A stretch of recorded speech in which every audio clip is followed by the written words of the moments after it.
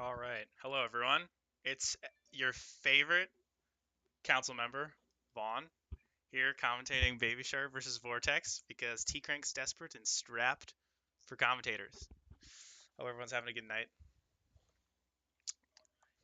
Let's get this pick ban underway. So, this is actually a pretty big series. Even though Baby Shark and I'm sorry, Yeehaw 5 and Vortex have both qualified for playoffs, there are four different teams vying for the second seed, which is a free quarterfinals exit, straight to semis. So Yeehaw 5's got actually a lot to go down with here. If they win, if they get a convincing like 2-0, I'm pretty sure they're a lock for second seed. So that's definitely on the mind. So I want to get into pick ban right away. We have three instant jungle bans. Granted, Poppy is flex pick between Rexalis, but we've seen Loker pull it out multiple times. We saw it last in the semifinals versus IRL last season. Graves ban coming out 4 for 4 bans. And then Aurelia is going to be the last ban here with targeting Rexalis in the top lane. My roommate just came in. What's up, Matt? And then Urgot's going to finally round out the first line of rotations. So we have a high pitch. That's definitely going to be a Victor top locked in for Kyoshi because when we've seen him on that pick, he's done really, really well. And it's really hard to fight against that, especially with some of the most priority top laners already banned out in the Urgot and Aurelia. Granted, Rexalis could lock in something like the Scion, and even though he'd get bullied, he would scale really well. But Victor is such a nice pick that can be flexed if possible. Really like that first rotation. So we're gonna have to see what they counter with here. From Vortex, I'd really like to see maybe jungle picked up early with so many jungle bans throttled. I'd like to see Loker on something I know he can succeed on. And we've got the Jax here, which could be in the jungle, but also potentially in the top lane. But with Kurama and instead of Sindillion, they might actually opt for mid lane and first rotation because they don't usually focus mid as their win condition. And Alistar's picked up. As we all know, purple champs are OP. Alistar is broken in support. Actually, no counterplay. If that champ makes through pick ban, you should pick it every time. Unfortunately, Man Walrus doesn't exist anymore.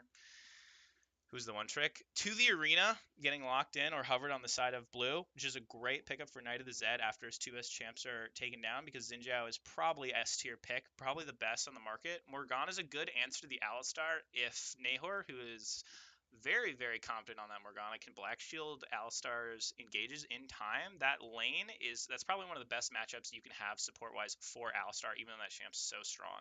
And I wouldn't be surprised to see an AD pick coming out here. We have Alistar, so I would not be that surprised if we saw a kill lane, but it looks like we're hovering a mid lane pick instead, and Echo's going to come out for Kurama, which isn't something we've seen him play this season. That's more of a Sendilion pick, so I really think that's an interesting decision from the side of Vortex. So I expect there to be counters banned like LeBlanc, and I wouldn't be surprised to see Socratic's pool pinched. I know that Socratic really likes Kai'Sa. I know that Socratic really likes Xayah. And if you want a lane that's really going to win, maybe they will leave the Kai'Sa open because that's generally a weaker lane.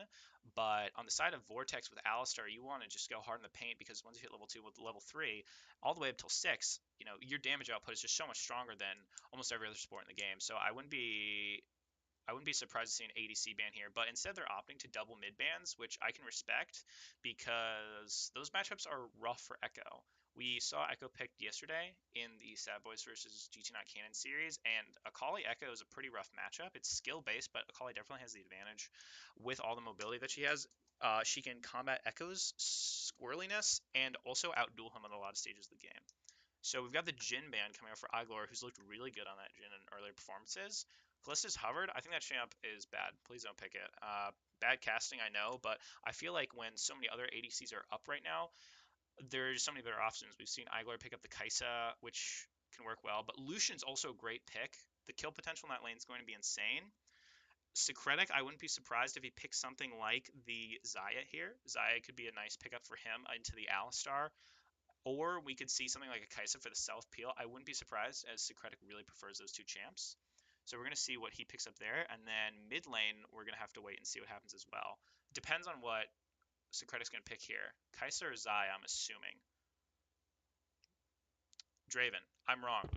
Lads, it's Draven. Get hype. All that's left, though, is... Honestly, seriously, though, I did not expect Draven. I don't think I've ever seen Socratic play Draven.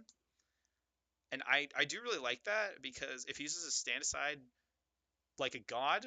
He should hard smurf, but it's gonna be really difficult to peel Echo, Jax, and Alistar off of him. Even with that Black Shield, I'm a little worried about his chance of success. Are locked in for Hide on Blake. I would say that's his best champ of the season in PCAP so far. We've seen him have some really nice pop-up performances, and with the Glacial Augment build, it gives you so much flexibility. Like, you had way more utility than Ari used to. And so now we're about to see what looks like the jungle pick for last, which is interesting, unless it's going to be Jack's jungle. And it is going to be Jack's jungle with Sandra locked in the top lane, which I feel like is a pretty great matchup. Like, in the sense that, oh, I'm wrong, it's going to be Echo top, which is actually really, really interesting. So in Worlds, we saw Echo versus Victor a lot because Echo got heralded at like, this is the Victor counter. And I watched my boy LS do a VOD review of IG versus Fnatic. And he talked about this exact same matchup. And actually, blue side versus red side for the top lane means a lot because depending on if Victor's red side or blue side, it means he's much more susceptible to ganks in that long lane. When he's blue side, it's a lot harder for Echo and the jungler to get something done because of the way that the neutral paths from the jungle into the lane look. So if you think about it, when you're blue side, you have the top lane in front of you, and then to your back right, if you're sitting on a tower, you have the brush, but they have to walk through your jungle. But if you're on red side, you've got that tri brush, which is much more easily walked to by the jungler, and so you're a lot more susceptible to potential invades and stuff. Come to Bad Boys versus SNT. Why am I coming to Bad Boys versus SNT? Oh my god, I have 19 messages. I'm casting the wrong game. Oh my god, it's doomed. It's actually doomed. It's actually doomed. Oh my god. It's doomed, Matt. I casted the wrong game. Lamau. All right, peace. See you, Vortex. You guys suck. That's so funny. Wait, so the last like 15 minutes? No, I was casting. I was casting the wrong series. Yikes. I'm a professional, by the way. Professional, by the way. Professional, by the way. Wait, so were people watching? Yeah. No, I was casting a game, and it was like fine cast, but I was supposed to be doing a different one. So there was like two streams going on of the same game. Smart, by the way. Gifted, by the way. All right. Ahem. Ahem. Ahem. I'm super smart. R. I was just warming up, lads. Okay. Well.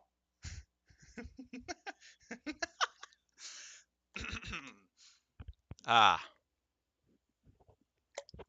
Oh, whoops, I'm playing support. No, I'm casting. Jeez, I'm all over the place, guys. Sorry.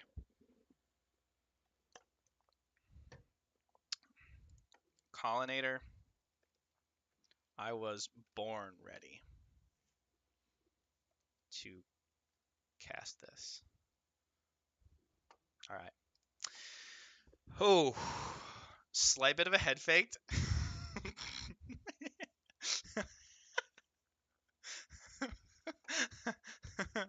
No, me solo.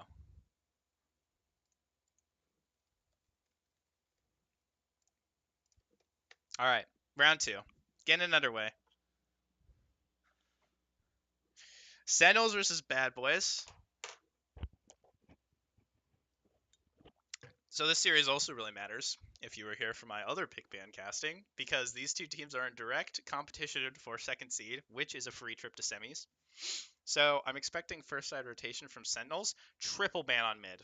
I guarantee you, triple ban on Charlie Smells, and on the side of Bad Boys, they're going to be really targeting the champs that allow Sentinels to do what they do best, which is utilizing double and sometimes triple TP comps and using globals to effectively move around the map and out macro them, because whatever you think about Sentinels, okay, dodge, good. Okay. All right. Good. Great. Hey, I just got kicked out of lobby. What happened? What just happened?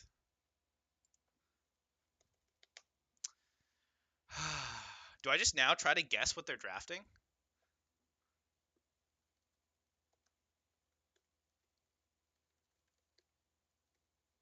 All right, boys. It's time for the prediction.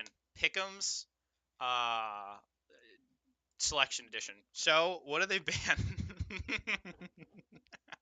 All right, so there was an Urgot ban from Bad Boys, and there was a Syndra ban on Red side. So, based on what we know about Sentinels, right? Sentinels really likes drafting power picks, and they also like drafting jungle early, right? Yeah, Afro, you like this shit? So we're just gonna big brain. Let's get out the notepad. Let's get out the notepad. Uh, or actually, I'll do you one better. All right, bet. Here we go. Here we go. All right, boys, notepad. All right, pick ban prediction. Can we all read this? Can we all read this? Is this good? Okay. Sentinels. Ban one was Syndra. Bad Boys. Ban one was Urgot. Okay, we're making it work, lads. Uragda. Yes, sir. Okay. So, SNT blue side, right? They banned Xinjiao. I also saw they banned Zen. Cool. They banned Xinjiao. So, let's talk about what they could do here. So, Sentinels really favors picks that work around the map. So, when I see Xinjiao ban and I see Syndra ban, that's targeting mid jungle duo, obviously. So I think in first rotation, Sentinels will draft anything like the jungler, and then I'd also like to see a support come out. If Alistar makes it through ban phase, they'll draft Alistar. Champ's busted. Otherwise, in the jungle, I think they'll prioritize something like Nocturne. And then if they get Nocturne, nope. I was gonna say they're gonna ref Shen top, but Karaoke will refuse to play that. So Karaoke is just a big question mark. We don't know what that boy's gonna do. Mid lane, if they get Nocturne, they banned Urgot, so I wouldn't be surprised if I see a Galio. I also wasn't surprised to see, because they don't have the mid counter pick, they're going to have first pick, so they won't be able to counter the mid. They might pick something like Galio if they ban out more of the mid laners of Charlie, especially because they banned Syndra first. I wouldn't be surprised to see like an Aurelia ban come out. So Galio is a real potential there. Other things Pickaxe might pull out are Echo, if they ban more of those champs like Akali that we've seen Charlie do really well on, or I wouldn't be surprised to see even in his no, Azir's too easily counterable, and also they'd have to ban Xerath. So I'm gonna throw with a Galio or an Echo. Galio if they got Nocturne, right? Okay, cool. Let's see. Bad Boys. Okay, Memo. They're gonna pick support first rotation 100%. They get the 2 and 2, so I really think that because Memo's shown what he's got on two specific supports, I think we'll see a Morgana, or if they need more Thresh, I think Thresh is also a potential, because if they're going to be drafting around Charlie, they like Engage, but also they want some sort of flexibility. And even though Morgana's, okay, at the end of the day, really she doesn't bring that much to the table. So I'm going to say Morg first, Thresh second. And then from the side of T Crank, I think they'll be drafting bot lane rotation first. T Crank. T Crank. So they either draft ADC and jungle in the first rotation, or they draft support ADC, or they draft support jungle. So then we would see in the jungle, is it Ropey? Is Ropey playing? Might see the Camille. Love me some Camille. Might see the Zac again. I really liked seeing the Zac, but I don't know. I feel like they'd pick up the Zac if they got more counters like the Thresh. So Zac's a possibility. T Crank, I'd really like to see something like Lucian. I'd really like to see something like Lucian there. We'll see. Also, the reason why I think Morgana is good, as I casted my last pick ban, if Alistar does get let through, even though that champ's busted and should never make it through pick ban, Morgana would be the lane matchup you want into that. Okay. Here, LS, by the way. Here, hold on. How's this? How's LS? LS, by the way. LS, by the way. Okay. Now that we've LS'd it up, let's see. Also, top. Urgot. No, Urgot was banned. Not Urgot. Sion. Sion's always good. I love picking Sion for my top laner. I would love to see Sion. I feel like Sion. Let's just do it. Sion. Camille. Let's do Maokai, sad face in parentheses because I don't want to see it, but it could happen. Zac, Bam, and then something like Maybe Lucian first rotation. Morgana, Thresh. Okay, so then we go into pick band 2. God, how long is this going on? Guys, I'm running out of steam here. Hey, guys, watch this. Ready? Ready? Ready for this? Council chat. Bam. Turn up my mic. Thanks. Wham. Hopefully that's better. Also, seriously, let me know if there's any problems with the stream because I've literally never streamed before yesterday. So, but everyone is gone. Everyone is gone. Hey, here's my OBS, by the way. Yeah, here it is. I don't have any desktop audio right now, and I don't really know why. I'm a little scared about that. I don't really get it. System sounds on, lads. Yeah, I don't know why. So we'll see what happens. Anyway, back to my LS pick ban. So if it goes through round 2 like that, in theory, Sentinels would have something safe mid. They prioritize Alistar especially. Alistar Braum, they'll prioritize. Nocturne in the jungle. Something like, what I say mid, he was going to like. Galio is the potential. Oh, Malzahar. I wouldn't be expected if they pick up Malzahar because they can't get a counter rotation first. So something like that. Galio, Malzahar, Echo. And then Bad Boys would be something like they would pick the Morgana and Retaliation if it wasn't banned. Maybe Thresh.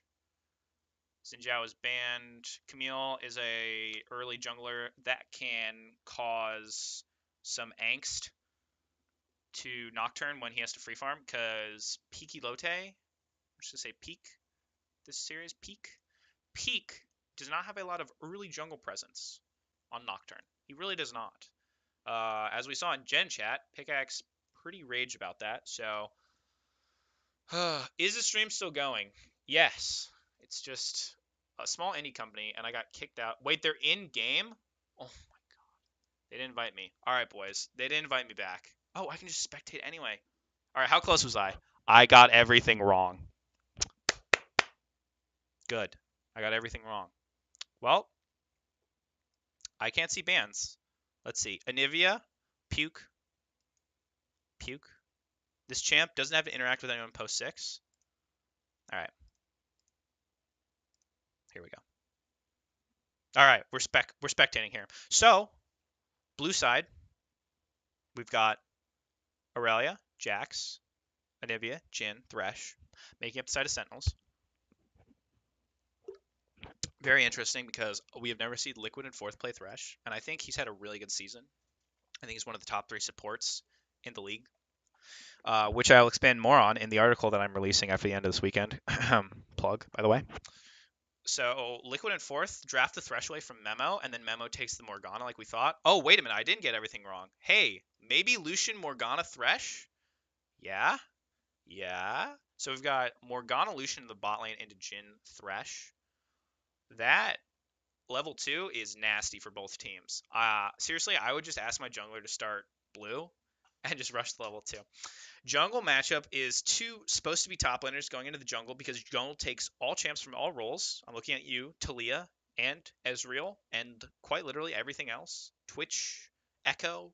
Stop stealing our picks, jungle. Thank you. Appreciate it. So we've got Aatrox versus Jax. We actually saw Aatrox jungle yesterday when Seathor, aka the second coming of Jesus, aka the jungler of student athletes demonstrating brilliant organizational and inspirational success, picked Aatrox jungle game 2. It did so much damage actually with the warrior enchantment early mixed with the Yomus. Like it was just disgusting how fed he got early. So the pick has a lot of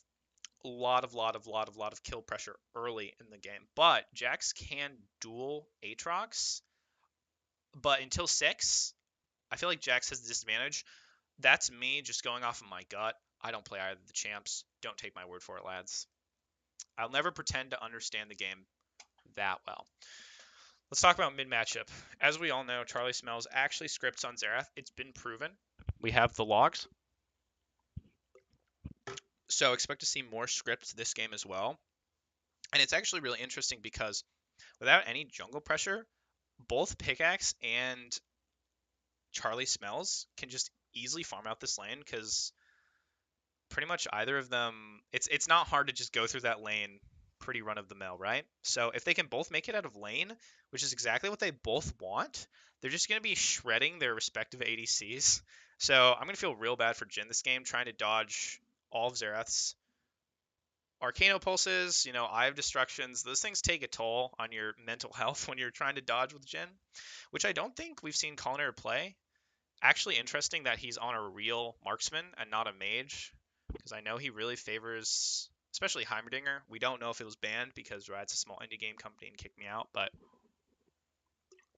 let's try to figure out the win conditions of each team while we're just sitting here looking at the champs they selected. So if we're looking at the side of Bad Boys, with the exception of Xerath, they're all really short range champs, extremely short range. Like we've got Aatrox, we've got Shen. Lucian's pretty much melee range in and of itself, and other than a Morgana bind, she's mid to short range with her ultimate, right? But on the side of Sentinels, Anivia and Jin offer some really long range poke and engage as well. So what that means is that when Bad Boys is looking to set up a play, it either needs to be the 4-1 with Shen on the side, and they have to successfully poke out with Charlie's Xerath before they engage, or else Anivia and Jin can just whittle them down safely and ensure that their health is too low to engage. So I'm expecting a lot of time. The engage actually from Bad Boys is not that clear. The reason why I bring that up is because let's take a look at their champs, right? We've got Shen, we've got Aatrox, we've got Xerath, we've got Lucian, we got Morgana, right? What is really the engage here? We've got a lucky bind if it hits, or maybe skillful. We'll take it. So they've got a bind that they can go in on, or they've got, oh, it's over. It's doomed. Actually, I'll hold off on that because there's going to be a gate. Flash hook, that hook was not anywhere close, but it does burn out the flash of Japan Cakes. I really like that they put in Japan Cakes, by the way. I think Japan Cakes is playing extremely well this season, and I think that Ropey's had struggles finding consistency in this meta. I feel like a lot of times his really aggressive jungling puts him completely out of the game or just takes over the game. And I think switching it up brings a nice new field of opportunities for Bad Boys. I was feeling a little uncomfortable sometimes watching them struggle in the early game because of that inconsistency in the jungle. But interesting that the flash for flash was burned at the red buff. Already a pause. Nice. So I'm just going to keep talking about myself. By the way, chat, if you want me to ever talk about anything, let me know. I'm pretty for fun caster. So, I'm just doing me. Also, if there's any audio problems or anything, just type in chat and I will try my best to adhere to that. What I was saying though, look at the engage on the side of red team, right? Other than Aatrox popping R and just kamikaze in like a fighter jet and into Shen ult, they really don't have much in terms of solid engage here. But on the side of Sentinels, I really like the tools they have a lot more because they have a lot of long range ways to start a fight. They have Jin ult, right? They have, Anivia just R, Q someone into Jin W. You have the Thresh abilities. You also have Aurelia, ult. Everyone's slowed. She's a balanced champ, so she does it all. And we have Jack's initiation. And granted, while some of those things are just as nuanced or short range as the side of Red, of Bad Boys, I feel like there's just more. There's just more to do there. Shen Taunt, Aatrox, it's very just run straight at them and hope they're slow. So we'll have to see what they can do to set up these fights early. It'll be interesting to see how vision plays a key part in this game because with so many short range champs, it's gonna be who gets the drop on who. Oh, nice Q proc onto that, but Pickaxe gets out traded because Charlie Smells doesn't miss. Sorry, Pickaxe. I want comparisons between Afro Thresh and Liquid Thresh, TY. That's gonna have to wait because Drop the Talupla actually getting the stun off and Design has to flash away. That was a really good flash because he was 100% dead if he didn't. I'm surprised that Aurelia didn't go in, but I think not greeting for the kill there and saving the summoner was the correct play. Nice deadly Fresh landing as well. And every single W I've just watched in the past 3 seconds has hit. I really like that. So Karaoke's on Aurelia right now. Nice stun landing as well. That's not an easy skill shot to hit by any means. And I feel like Aurelia can just run rampant, especially now with that flash advantage. Josiah's just at the mercy of Aurelia here. And I do like, despite that's a losing matchup, I do like the fact that they drafted Shen for Josidon. Nice Black Shield stopping any potential for T-Crank to get punished on the dash in. That's exactly what you want to see from this 2v2 bot lane. Constant pressure with the pool and the puddle from Morgana into chunking them down. All you have to do is make sure only one of you can get hit a hook at a time. Like if you're playing Morgana, just make sure you can't get hit by the hook and you only have one person to Black Shield. Thresh flashes down from earlier. You don't have to be scared of him flashing and engaging. We got another fight in the top lane going. Weishmi procking Conquer and doing some damage, but Zen's just so tanky with Thorn Shield. Also, I didn't notice, but actually, yeah, I didn't notice it at all. I don't know when it happened, but Karaoke's actually already recalled and picked up a cull, which I think is super slick. I didn't even notice that. I really like that super early usage of TP, actually. I think that's a really nice use of that because the kill pressure he's having early is not too great, but he already has the item advantage and he's constantly pushing in, so he's not having a lot of kill potential, especially against Chen, who is just the tankiest motherfucker. I'm sorry. Just have to say it how it is. So he's just getting almost essentially a free cull unless he draws Aatrox up top. But when Aatrox is drawn up top, you know what that means? It means he's not around the bot side. And you really, really, really want to make sure that your bot side shutting down. Pickaxe is 100 HP, by the way. That's going to be an early back, or it's going to be an egg popped if he greeds for it. But we'll see. Ooh, nice bind. There's no heal. There's no flash. The heal goes down. Ignite's going down as well. Morg's getting the auto attacks, but they just don't have enough damage yet. Collineer is doing a lot of trade damage now. After that shot, another heal has to be expended. What was a really nice pick with that Q turns into a Summer Spell trade, which I'm not a huge fan of. Actually, a 2-for-1 heal and Ignite burned with no pressure. And now Jax is coming in. There's no Black Shield yet. Black Shield 20-second cooldown level 1. If Jax jumps in right now, he'll get the stun. Stun goes down. W lands. There's no heal. This could be a dead Morgana. It's going to be close. Hook misses. Liquid, no, please. Every time I think something's going to go well for a certain bot lane, it goes the complete opposite expectation. Now Karaoke's going to have to outplay this 1v2. Nice little escape going down. Michael J. Fox is going to throw down the W. Chilling Smite first to make sure he can't escape. That's going to be a nice dash out as well. I don't know if he got the Q reset as well. I don't think he did. Flash is going down. Nice avoidance of the taunt from Shen. Looks like he's going to be able to walk this one out. No pressure here.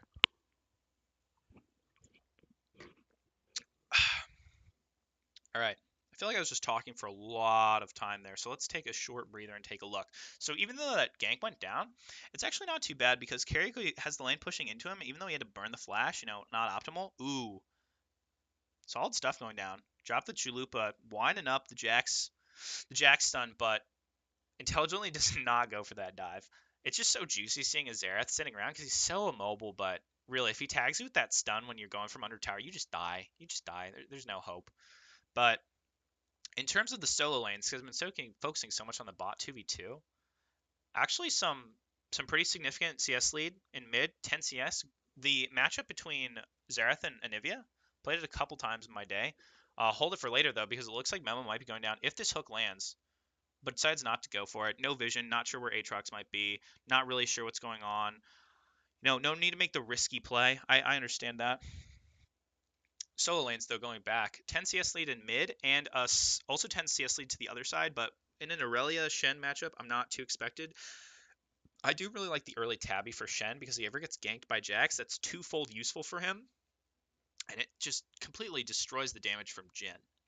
And with so much AD and Anivia being the only target for the damage coming through to Shen, those tabby are just so useful. I wouldn't have been surprised if I saw Merc Treads as well. I think that's also applicable with how much CC is on blue side, but I think tabby is just too essential for in lane, and opposed to the sheer amount of damage that's going to prevent.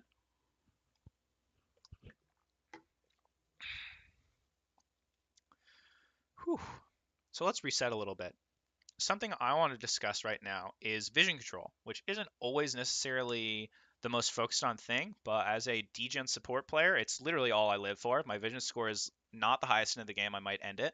I might end it all, might open. So something I want to draw attention to is the control of neutral positions on the map, and namely that is river. And the reason why I'm drawing attention to that is because even though there's been priority in some of the lanes early, like mid and top lane for red had some early priority, I really, really wish we could have used some of those control wards I see in the inventory to push that vision into the jungle more. Because what the goal is right now for red side is we need to know where Jax is. Honestly, without Jax, if all the lanes play completely normally, I just don't see them ever losing.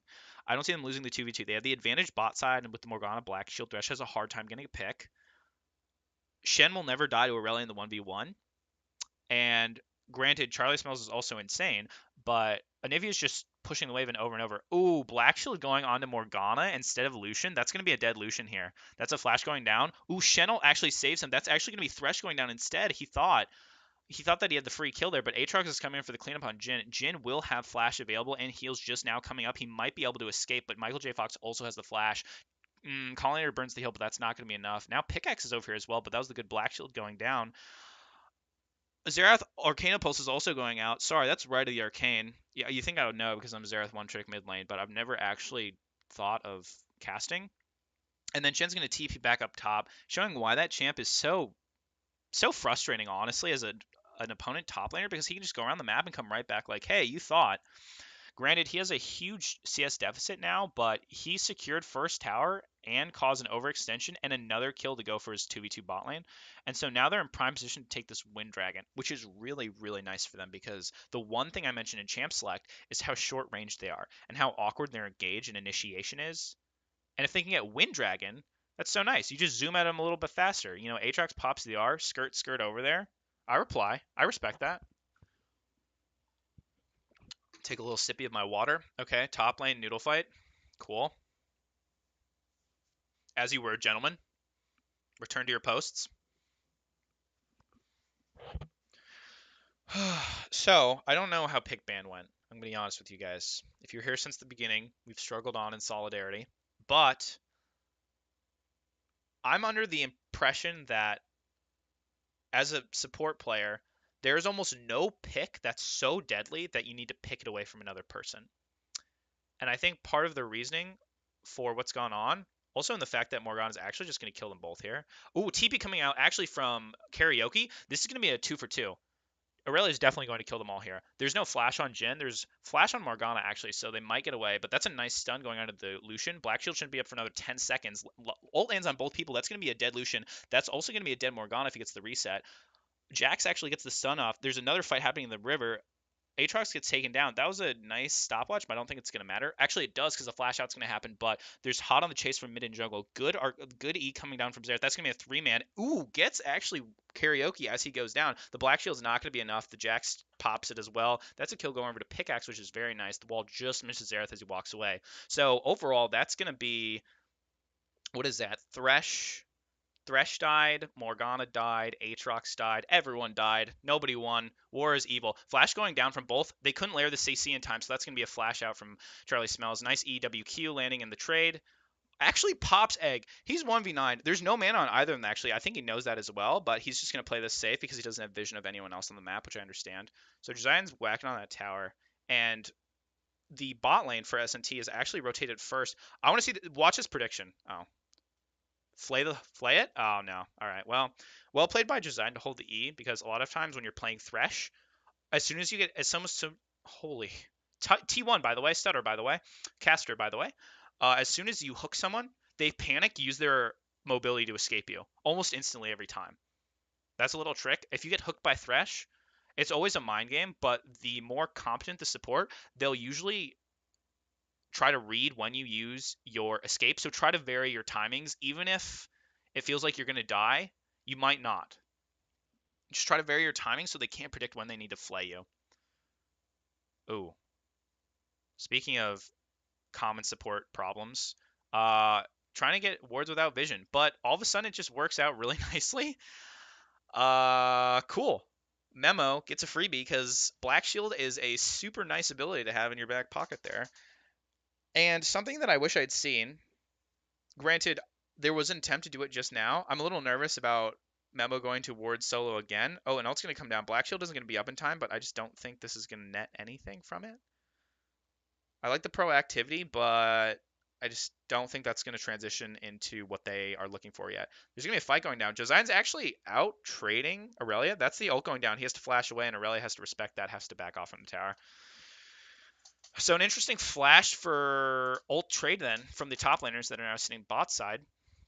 Something to note that both their teleports are down. I would actually like Josiah to have his eye out and be ready to ult because if you're red side and you have this lead, especially in the bot, Oh, wait a minute. Weishmi lands the stun, but instead of going in, Jaden decides to taunt out. Not sure if he had the damage or not. I can understand wanting to keep yourself alive as opposed to going for the trade and dying for it. That's something that a lot of players, myself included, would see that I have the potential to go for a kill. I'm going to go for the kill, but instead he's keeping the options alive. Um, so that way he has that ult available when they contest the neutral objectives. Aatrox is on the flank here, and I don't think blue side has a ward in this brush. They do not. So Michael J. Fox is completely empty. They're going to be pushing in the wave. Jax's recognizes this come up, but Charlie Smells is also going to get there before. That's going to be a flash coming out from Jin. Fuck directed camera, by the way. Ooh, nice play, but it's not going to matter. The stun going out, and then the Shen ult's getting channeled, which keeps Lucian alive. That's going to be a 2-for-1, and that's going to be a second tower going down for Bad Boys. They're actually playing this early game really, really well. They're utilizing this Shen pick very effectively and using it to have 4v3s and 5v4s across the map because Aurelia just doesn't have that potential to match with only a teleport on her side, which is still down. So it's time for a Vaughn tip of the day, lads. For all you viewers out there, as the best player to ever grace the server, Kappa. something I really would have liked to see, well, just in general, when I look at inventories, buy pink wards, you sacks of shit. Everyone out there, subtweet. You know who you are. Please buy pink wards when you base and you have 75 gold. The reason why is when you get picks like that, you have complete dominance, right? It's a 3v2 in the top side. You have advantage, you have tempo. What do you do there? What you do is you waste Jinult. Well, actually, okay, he's trying to steal it. I shouldn't say that. That was a silly thing for me to say. They understand that they're going for it, but with the ability that Xerath has to pressure blue team out of the pit, I don't know. This is pretty awkward, actually. Nice stun. That's going to be a dead Thresh as well. Liquid Fourth is really struggling on this. Ooh, Pickaxe messes up his ult. Flash coming out from Michael J. Fox to secure that kill. That's going to be a 2-for-0 off of a sloppy contest of Rift Herald, actually. So here's another perfect example. You just get a 2-for-0. They can't match you. Go into their blue side jungle, drop wards, get vision control. And it's not just about knowing where the enemy champions are. Having vision control when you have such a large lead early is going to lead to so many things, not just picks. You might just think like, oh, when you have vision, I'm going to know when they're coming and we can get the drop on them. That's not just it. If you have vision of even just one side of the jungle, you have vision of the whole game. And let me explain why. If you have a gold lead like this one early, blue team is not going to be in your jungle. You do not have to worry about walking to your Krugs unless you're playing against Chandler and he's on Kha'Zix and he's just randomly at them because he does that. He's kind of troll, but it works every time. But in regards for that, you know, if you're on the red side, there's no way they're going to be at your Krugs. They're not going to be anywhere, right? You know that. You 100% know that. And so they're going to be in their jungle when they're rotating. They're going to be in their jungle. And when they're in their jungle, if you have one side of the jungle lit up and they're not in that jungle, where else could they be? Oh, they're in the other side of the jungle, which is actually exactly. Oh, pause. Thank you.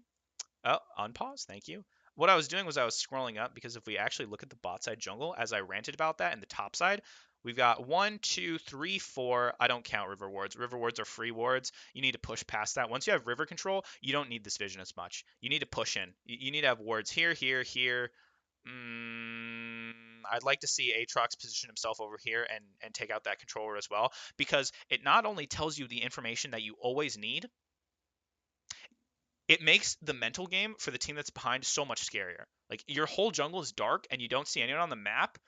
Monk ass lads. Like it's actually doomed. The mental is gone, right? So I like the amount of wards here, but they aren't necessarily like planned wards, right? Like they're not going to last out too long. They haven't been put in with purpose. Sorry, there goes the scoreboard. I don't actually know any of the special keyboard controls, right? So so we've got like a blue ward here, a blue ward here, like whatever, right? I want to see more controllers. Look at all these beautiful spots. Like once you're out of wards, 3 out of 3 placed, just reset. You can't get anything started, right? Base. Oh, I can ping. Oh my god, I can ping in spectator. Sorry, I got distracted there. But base for the wards and completely shut down the ability for them to make plays, and that only helps throttle your lead more. That's how you transition those early game leads and get picks after picks after picks because you just have complete vision dominance, and that's how you start to snowball these early game leads. And I would like to see a little bit more of that because they don't have any vision. Like, I'm sorry, there's stuff happening, but I'm just going to continue on my trend here because I'm going to be commentating the whole series. There's plenty of time for discussing how Charlie Smells is hitting his 80th Q of the game. What, like, These wards, what purpose do they serve bad boys right now, right? I want them to push in. I want a ward here. Ideally, I want a ward here. I want them at these common choke points that can allow them to utilize the long range because their engage is not as easy to pull off as they want. I want them to be able to have those choke points down. You poke them out with Xerath and Morg as they rotate, and they're unable to defend. All right, we got the Nayram going. Nayram with Shelly. That's going to be a tower down. Morgana, if she hits the Q, that's going to be a dead Jax. There's no way he can survive this burst. All right, that's a nice two-man stun going on for Pickaxe, but it's not going to be enough. Aurelia's going to channel the TP because she's worried about the 5-man. That's going to be a Jhin. This could be a reinitiation. Thresh lands a hook. He's going to go in on this. That's going to be the Flay going down. That could be a dead Shen. He's really tanky. That was a nice flash out to the edge of the pillar. Stun going down from Aurelia. That's going to be a flash in. She has the ult. That's a 4-man. Morgana flashes out, but it's too late. No Q reset. She gets it there. Oh my god. Aurelia is a balanced champ, by the way. Heal going out. It's going to provide just enough. Liquid in fourth hooks a minion. Tries his best, but Charlie and T-Crank going to be able to kite those ones out. The star players of Bad Boys, proving why they are the pillars of Yeet Street / twitch.tv/Jabezus / council bias, by the way, before Sad Boys. However you like to refer to the team that is currently on red side. So overall, 3 for 2. So even though technically it's the first time that Sentinels was able to get a solid team fight swung in their favor in terms of kills, they lost mid tower, which now that that's broken open, it's even easier for red side to establish that vision control in the blue side jungle, rotating from the mid lane to either side lane with impunity. And another thing that should be mentioned is a man after my own heart. This handsome mid laner who is challenger in LAN has picked up a Magi's. I really like that. I really like that. I'm just going to keep pinging it over and over. So honestly, let's have a little game Twitch chat. I feel like a Shinshin when I say that, by the way. But how fast will? Whoa! I like that. Nice pick. And that's another thing. Again, contribute with that vision control. When you have it pushed up like this, what is this vision? What does this controller do? What does this controller do? Put them here. Put them here. Not even control words necessarily, but just get something going on the map. Hey, guys, how do I look at gold? Help me. I'm just gonna start pressing random. Whoa. Okay. How do I see gold, everyone? This is cool though. I like this. I'm gonna have this for now. This is some hypey shit. We LCS, boys. We LCS. Fight's gonna go around Wind Dragon, but it's a 4v5. I'd be a little nervous if I was the side of Bad Boys about contesting this. However, they're all sort of trapped in the pit right now, which is really awkward. They're going to decide to go in on Aatrox. He has to pop the ult for the speed boost. Actually walks back into the queue. He's going to go down, but he will resurrect in time for them to re-engage on this fight. That's going to be a dead Aatrox going out. Hook going down. This spells disaster for red side. Huge flay into a huge Aurelia ult. Shen taunt flashes and gets a nice amount, but Xerath just has to stay as far back as he can. That's going to be a kill going down. That's going to be multiple kills. That's going to be a 4-for-1 with only Jax going down.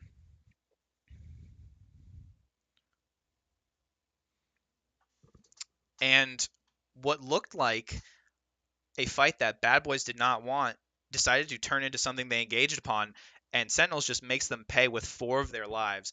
And small round of applause. Look at the vision they're getting. I like that. Good job. Also taking the blue buff away from Charlie. Good call. Man, Xerath's 1v9. Hi, Vaughn. Hi, buddy. How's it going? Dude, what happened? Why aren't you playing? I wanted to see your Nocturne. Anyone here from House Party? Ooh, that is a throwback. There are lots of House Party people in P-Cup, actually.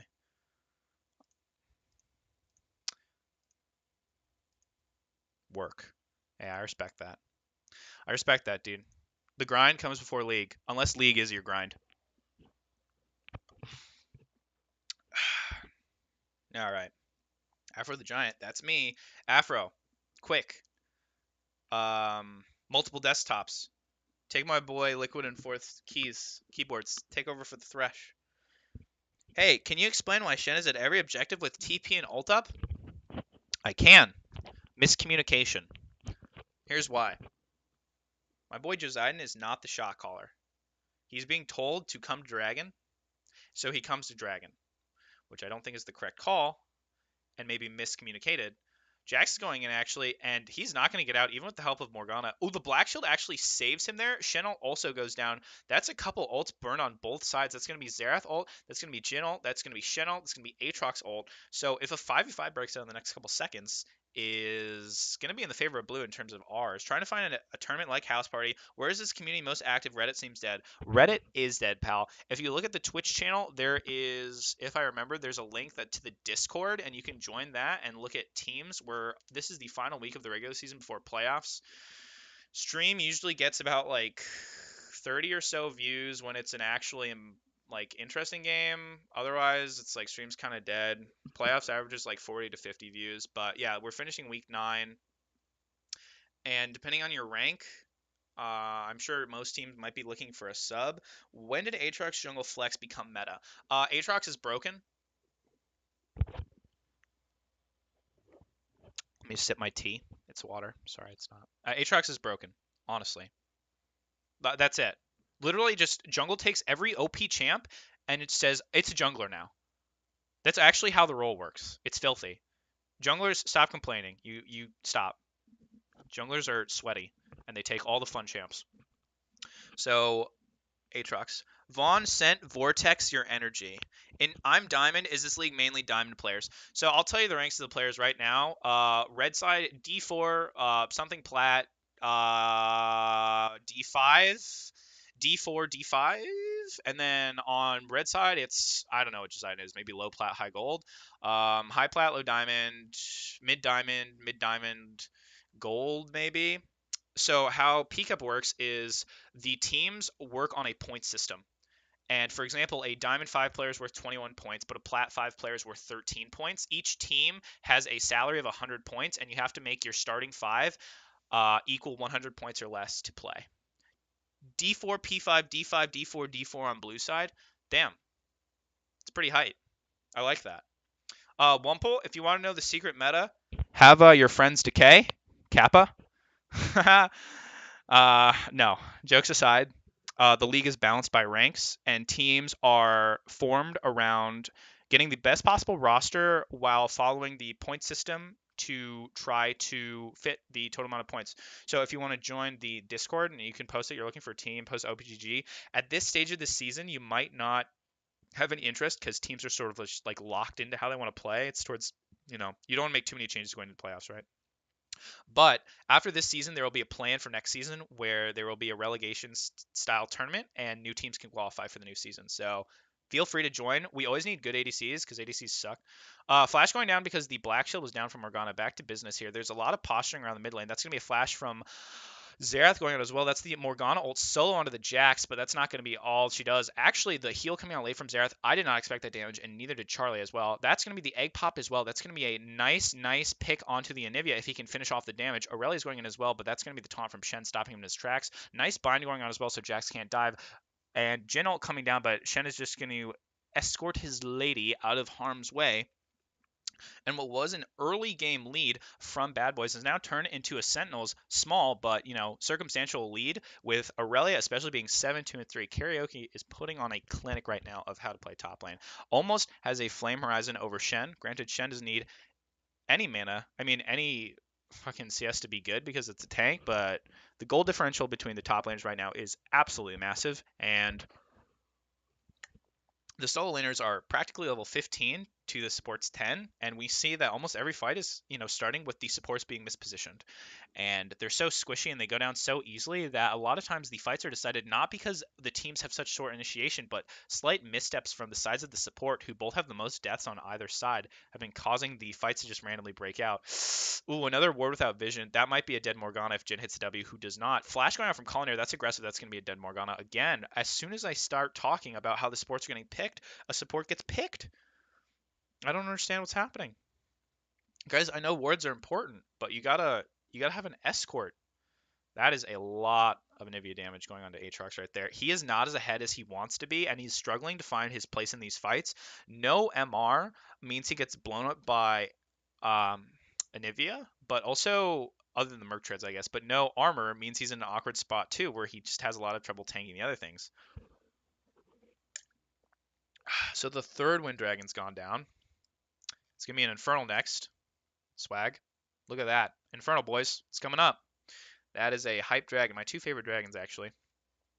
I love when you get three wind dragons and you have the little wind dead man's plate behind you and you just skirt skirt.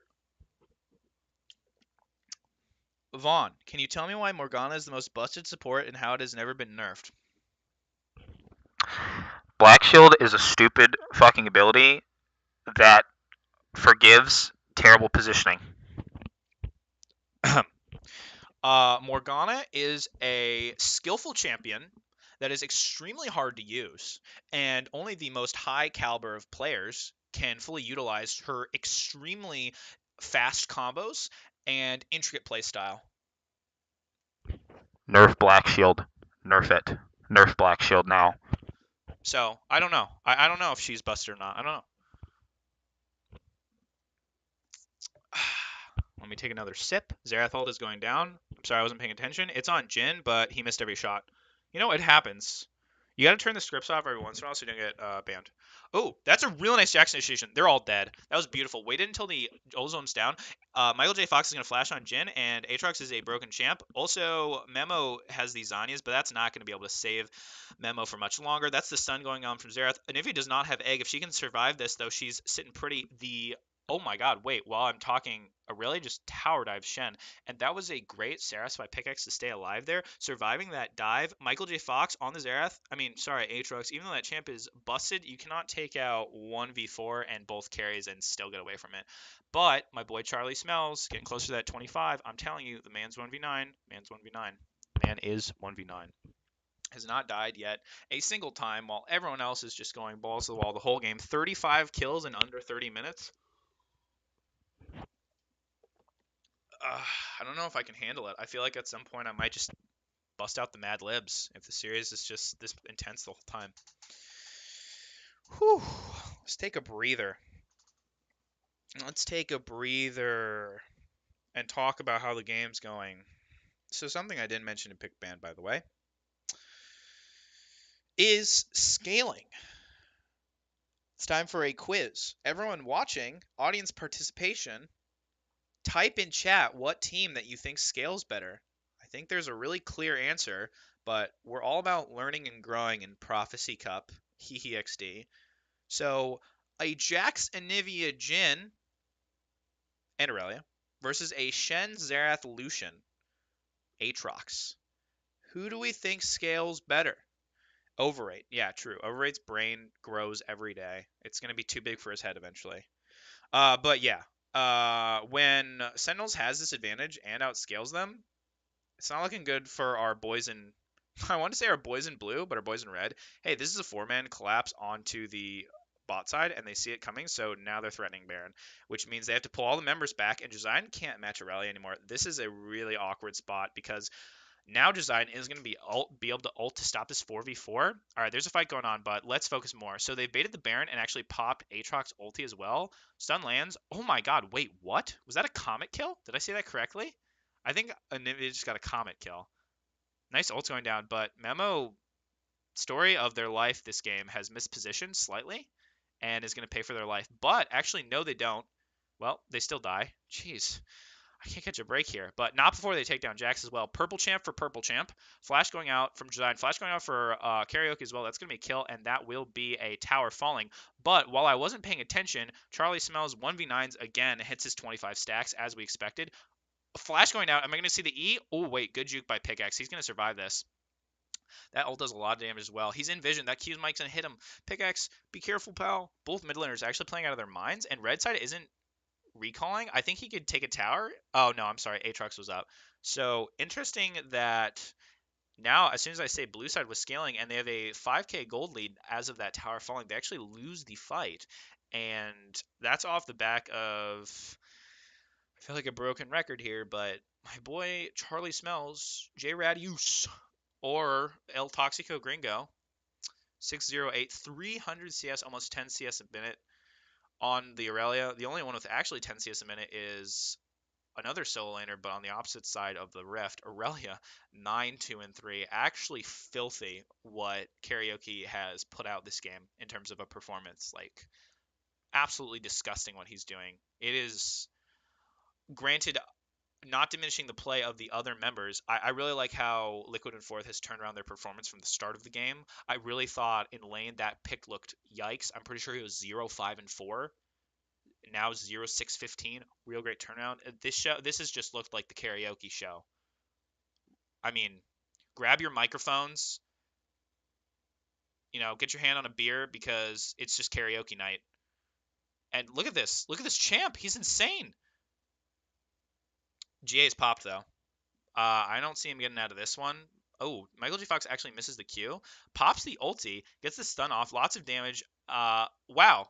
This is a slick escape if he can pull it off. I don't think he can, but it buys time, and that's going to be a free Infernal because they had to send 4 top pings going down to the Baron, but they just don't have the damage to do it with Lucian dead, so they're going to get a kill, but it's a 1-for-1, and they lose another dragon. That's 3 dragons to 1. Their win dragon is pretty much invalidated because they get the same, initial 1 dragon win buff, and now they have a win dragon and an Infernal on top of that from Sentinels. Like, neutral objectives wise, they are just cruising in control with karaoke in the driver's seat. And seriously, what kind of haphazard driving is it where you dash around every 3 seconds, dear lord? It's looking like an accident waiting to happen, but an accident in the top lane. Oh, hold on, lads.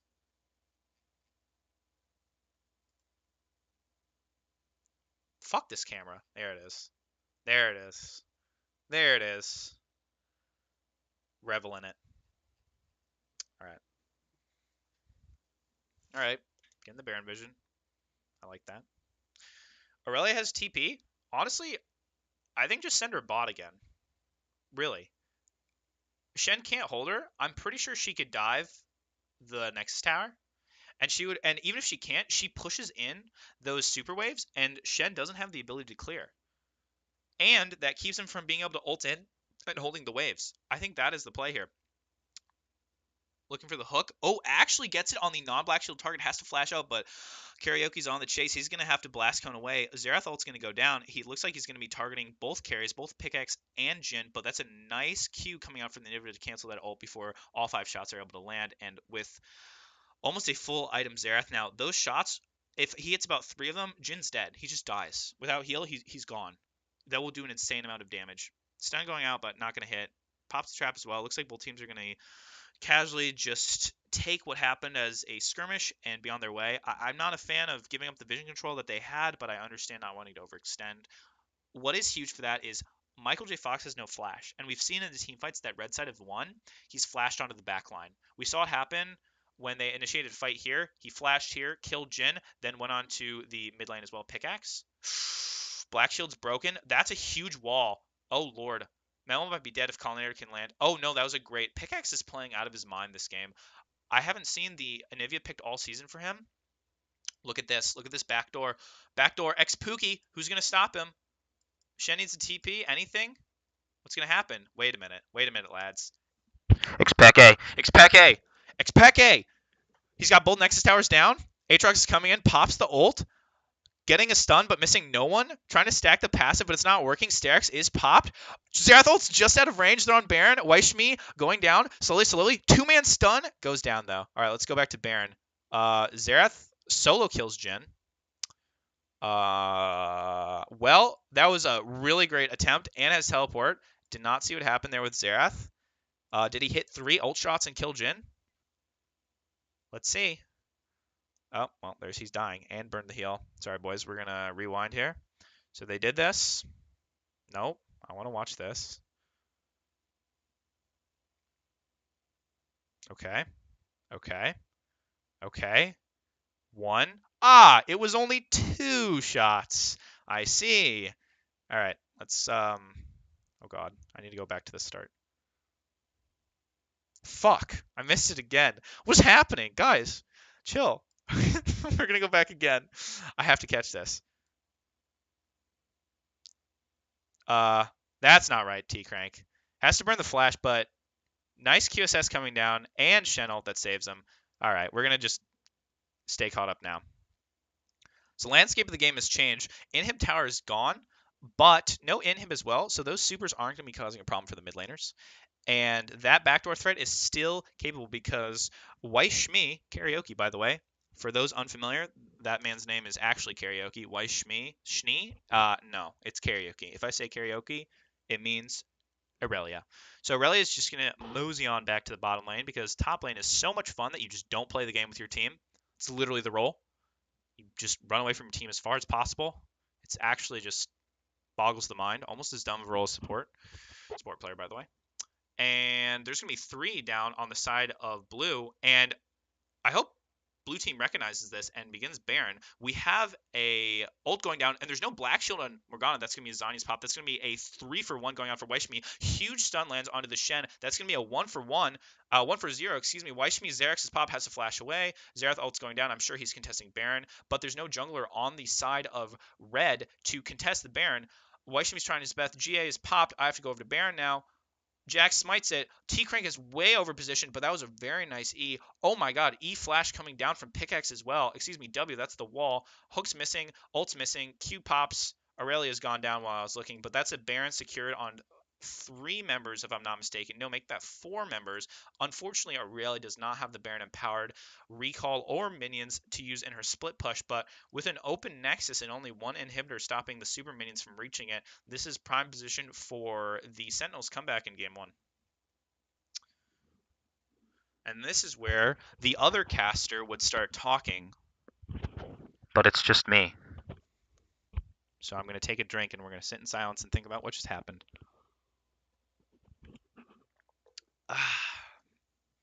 In other words, Elder Dragon's coming up, by the way, which is very scary for red side. Reason being, you know who still has TP? This woman, Aurelia.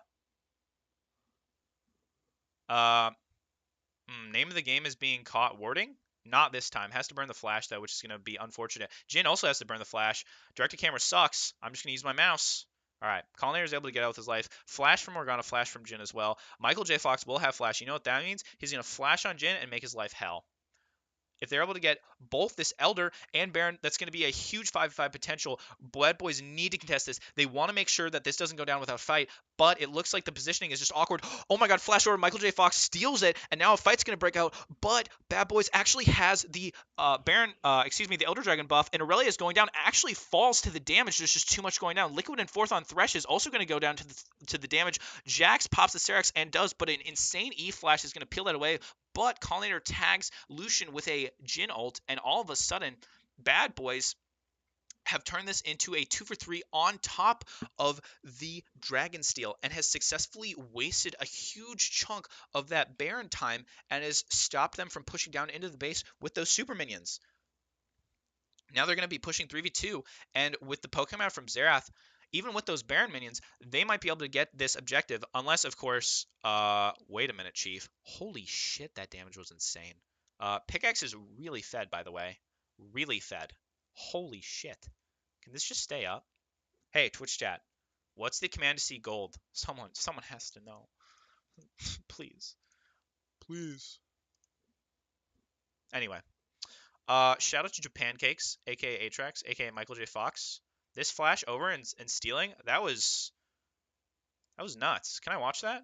Can I see that happen? I don't want to watch that. I don't want to watch that. That's gross. Hopefully the game doesn't end. I like rewatching things, lads.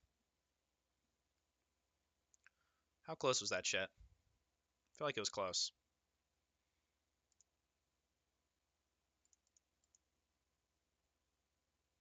Where's Jax? Jax? Jax? Jax? Wait, he didn't have smite. Lads, it's doomed. Alright. Nice steal. That was a really nice steal anyway. Even the fact that, I can't downplay the fact that just because Jax was in there doesn't mean that wasn't a good steal. I really like that. And I missed another fight. Lads, it's doomed. I missed another fight. Let's see, who died? Aatrox, Lucian, and Aurelia Jax. Okay. We missed a fight, boys. It happens. 2 for 2. Because this game is, let's say, back and forth, no objectives got taken anyway. So, in actuality, we didn't really miss anything. Hey, shout out to my supports, even though they've inted going for vision. Great vision score, guys. 3 vision score on Liquid and 4th. 3 vision. Wait, holy shit. Wait, his vision score just went up so much. I like that. That's why I like to see. Type XD, lads. XD in the chat for the Jack's positioning on that Elder Dragon. That's an XD in the chat. Imagine if Blue Side had gotten that Elder on top of Baron. They had a triple stack. Hey, Josiah is shot basing right now. I don't know if he ever wins this. Pops the stone plate. It's going to be an ult going down. I don't think he can escape. He doesn't have flash either. Weiss Shmi is just whacking him over and over. But this is going to be all 5 members coming out. They don't have the vision, actually. He might now be overextended. What I thought was an easy 1-for-1. There's no positioning on the side of Sentinels to get any objectives or any vision or just quite literally anything off of that. So just a casual int going out for the 1v1. Colliner types XD in the chat. Spoilers, that means the game's over. So I actually have no idea who's going to win, though. Actually, no, I do, because it looks like Red Side is looking to engage with this pick down on Aurelia. We'll have to see what happens now, but if Aatrox is able to zoom in with the ult and the Black Shield, there's no way they can stop him from going. There's absolutely zero way they can halt the progress of... Oh, but the Black Shield has to be used to save Morgana from the stun. I respect that. 30 seconds is a long time for the death timer. They don't have a minion wave, though. If Blue Side just plays this nice and slow, they can give the inhibitor, and there's no risk for them to actually lose. Here's the ultimate pop. He is zooming in there. Big W, huge damage popping out. Zooms back. Collinator gets dumped right in front. Michael J. Fox is just destroying everything. That's going to be a flash coming in for Thresh. Jax jumps in, gets the stun, but T-Crank is going to QSS that really quickly. Morgana and T-Crank DPSing, but it's not going to be enough. Jax jumps away. A nice Q lands onto Pickaxe, but J. Ratty is taking extremely low by the Inhibi ult. Wow. Lives with actually just 1 HP from the Jhin ult. Oh my, what? What? What? Colliner fucking threads the needle like a seamstress in a fucking dress shop. What the fuck? That was insane. Hook going out actually lands on Memo. That was blind too. Yeah, that's game. Wow.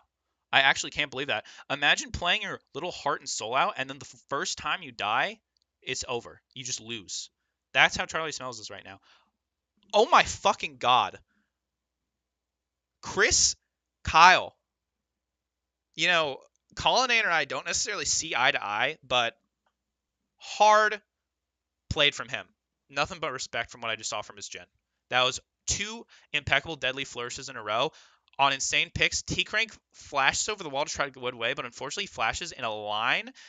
Pickaxe has to flash away. Oh my god, he just got popped, and that's going to be game 1 in an extremely tense back and forth game. 44 minutes on the clock. That's going to be game 1 going to Sentinels in this extremely important battle for second place last day of week 9. Whew. That was fun, lads. Good work. Hey, let's transition to this. Whew. Fun stuff, right? I'm going to take a slight breather as we prepare for game 2. Well played by Collinator in those last fights to secure Sentinel's game 1 victory as he comes back from his retirement that was literally 2 seconds long. I fucking love your casting, Lamau. Oh, thanks. The second ever cast, boys. We're trying our best. We're trying our best here. Yeah, I'm really, really thirsty. So for some reason, could you guys hear the in-game in League, by the way? Feel free to let me know, because if the sound wasn't going, it's doomed. I was gonna play some relaxing music, but for some reason my desktop audio isn't working. I don't know why. It's a big sad. I'm not really sure why though. Oh well. All right. Everyone stay tuned for game 2. I'm going to grab something to drink. Thanks for watching. Stay tuned for this actually pretty fucking hypey series, lads. Last game of the Season 6 peak up.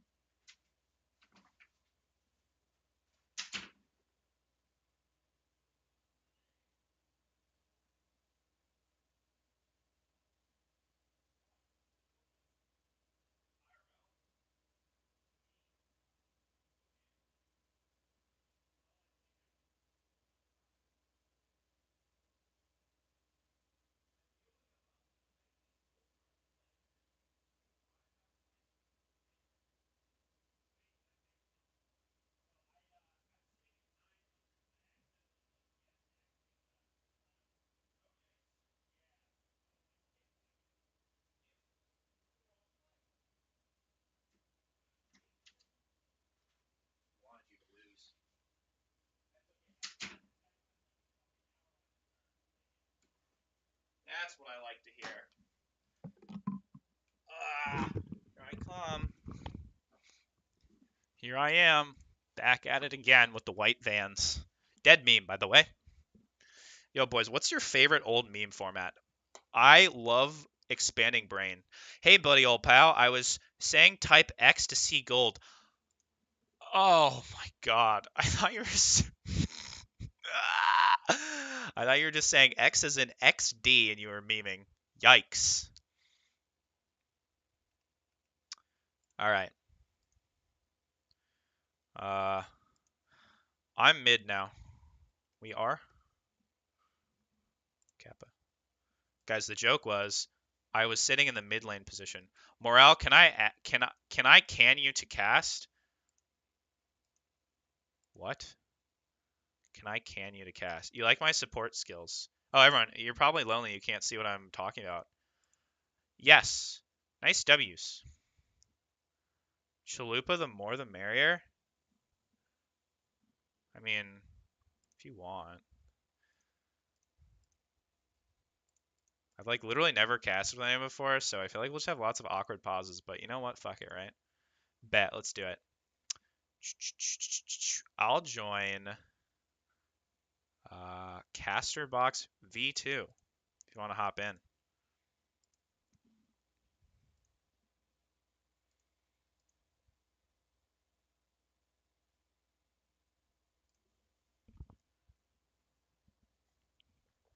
Hello.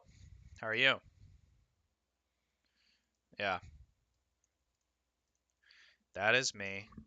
Everyone's favorite council member, Kappa. All right. Hey, since we're just chilling here, how do you feel after that game one, pal? Talk to me. We're having a mini interview.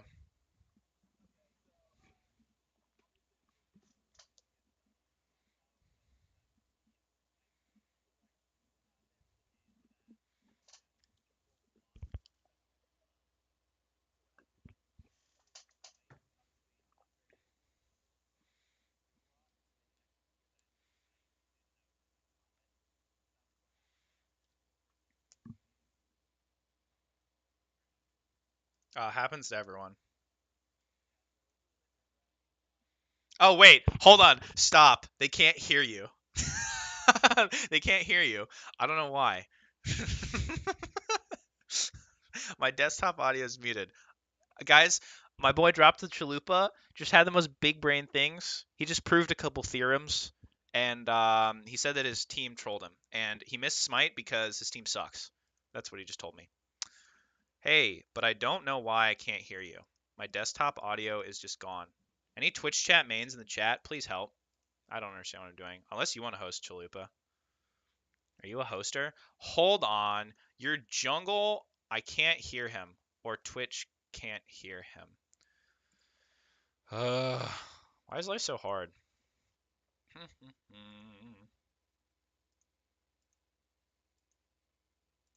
Boys, it's doomed. Oh, wait, maybe? Hey, can you speak? Testing. 1, 2, Oh! 3, test. Boys, can you hear him? I think it's saved. It's saved. It's saved? Are we good? I think so.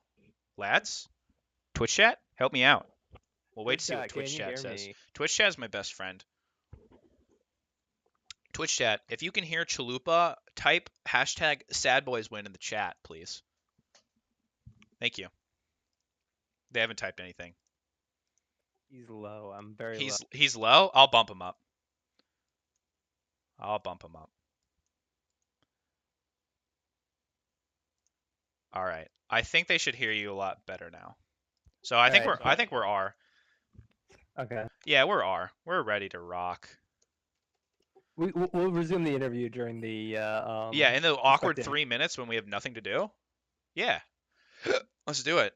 I'm ready to go. Hey, leak your strats. What are you guys gonna draft? Tell me. How are you gonna approach game 2? We actually don't go in with like oh, we're playing this and this. We actually just wait to see like how it You can't tell me that you're like the sweatiest team in Peak Up and you don't plan your pick ban. Like, come on, you guys spam scrims and you don't have a. No, I don't believe it. You guys do like triple teleport comps. Oh yeah, we don't even think about it. We just rolls off the tongue. Real casual. Yeah, all right, pal. I understand. You just don't want to leak the strats. I get it. I get it. It's okay. Let's talk about pick ban anyway, though. So now that Piccolote is in there instead of you, how do you think your team's going to play differently? Like, what's going to change now that there's been the adjustment in the roster? Let me in on the Well, secrets. Piccolote obviously is our main jungler. Yeah, So Nocturne one he's trick.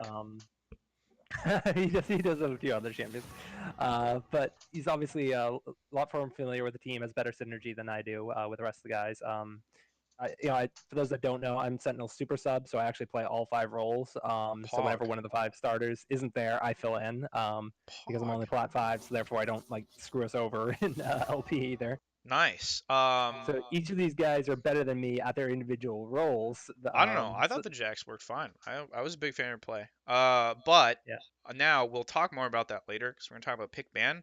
Bad Boys actually banned away a useless champ. I don't know why they'd ever ban away Heimerdinger. I can't think of a single good Heimerdinger player on that team. yeah, So I don't know. All I know is like the last time Colin played Heimerdinger, he got dicked. So I feel like just a waste of a ban. Kappa. Of course I'm joking. Collinator is had insane performances on Heimerdinger. Only lost one game all season, so I completely understand the ban. And they're banning away Urgot because they flex it mid a lot. And also there's the Nocturne ban because even though Pikilote, is that how you pronounce the way? Pikilote? You should know. You're on the team. Hey, how's it pronounced? yeah. You can call him a number of things. Like he doesn't All really right. care too much It's if you like Peak. mess it It's up. going to be Peak then. So they ban out Nocturne from Peak, which I understand you want to force him on another pick, but honestly, I feel like that Nocturne has been so ineffectual that I would have liked to see them let it through. And they could have banned something that synergizes more with Nocturne or picked it away. Because I feel like the lack of jungle pressure that Piccolote adds for your team when he's on that Nocturne pre-6 helps a lot of other teams perform much well in the early game. And we saw that actually because Bad Boys got a, even though it was you in the jungle and not Piccolote, it seems like Sentinels do not always accrue a gold lead in lane phase and works off of team fighting a lot more. So I don't know if I necessarily agree, but I understand the reasoning why. And thankfully, everyone decided to listen, and Alistar got through pick ban, and they first picked it because the champ's busted. Champ's OP. Aatrox going down on the side of red, and that could either be mid or top, or even jungle, but I don't think Peak plays Aatrox. It'll remain to I be believe seen. I've seen him play it a couple times, so it could flex all 3 locations. That's fair. That's fair. So they picked Gragas there. I'm expecting that is what it is. I would like to see another jungle pick come through here. I wouldn't be surprised to see a Lee. I wouldn't be surprised to see something like Camille. Honestly, I'd really like to see the patented Evelyn from my boy Michael J. Fox. Evelyn God, by the way. But they're going to pick up the Victor top so they can go toe to toe with Aatrox. And we'll have to see what else they pick here. I would really like I the feel like jungle, but I feel yeah, like this does rule out the Evelyn jungle now, though, because if he's picking an Evelyn jungle, you're then kind of saying, okay, we got to play an AD mid. Plus, you're going to be very squishy true. with the Victor top. Anna Aurelia's been banned and Urgot's been banned. There aren't too many options for that. So we'll have to see what Yeah, they adjust with instead. yeah, and this guy, yeah, it had to be a tank probably in the jungle. Interesting that they picked Zach. Their team does well with Zach, but I know that Ropey is a Zach player, and I guess he might not be here, right? That might be the reason they're subbing as opposed to just like a decision.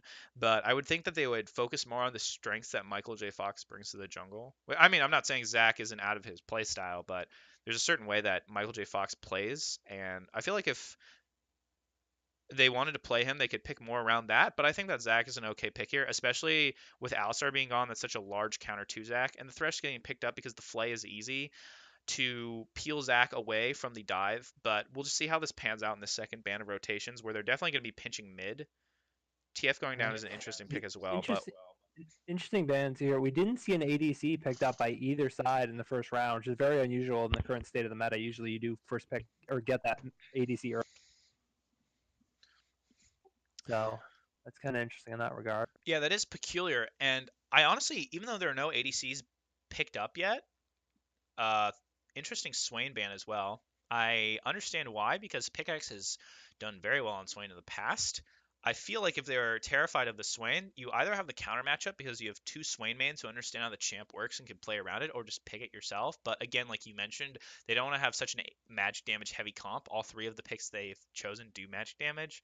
So we'll see what they decide to do with Aurelia being banned mid as well. They're going to have a real carry in the bot lane, and with Lucian banned and Sivir banned, those are two of the high-profile ADCs that output sincere amounts of damage at all stages of the game. We'll have to see what they pick up here for T-Crank. I'm not entirely sure because I know he's really good at Jhin, but there are just less and less champs that are open to him right now that really excel in this meta and that pair well with an Alistar, and the respect ban Yeah. coming out from Anivia that did insane amounts of work. So, what do you think is going to get Yeah. picked up here? Honestly, I think we'll see the ADC picked up here. Get I'd like to see the Jhin, the first of the remaining ADCs and just save the counter pick from it.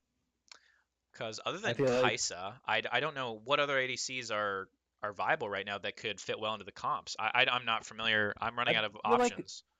Tristana wouldn't be too bad because Zach dives in, you can just ult him away right away. But Ooh, we haven't seen the Draven for a while. I know Collinator's a pretty big Draven player. Honestly, he plays some big dick champs. I'll respect that. I respect the Draven pick.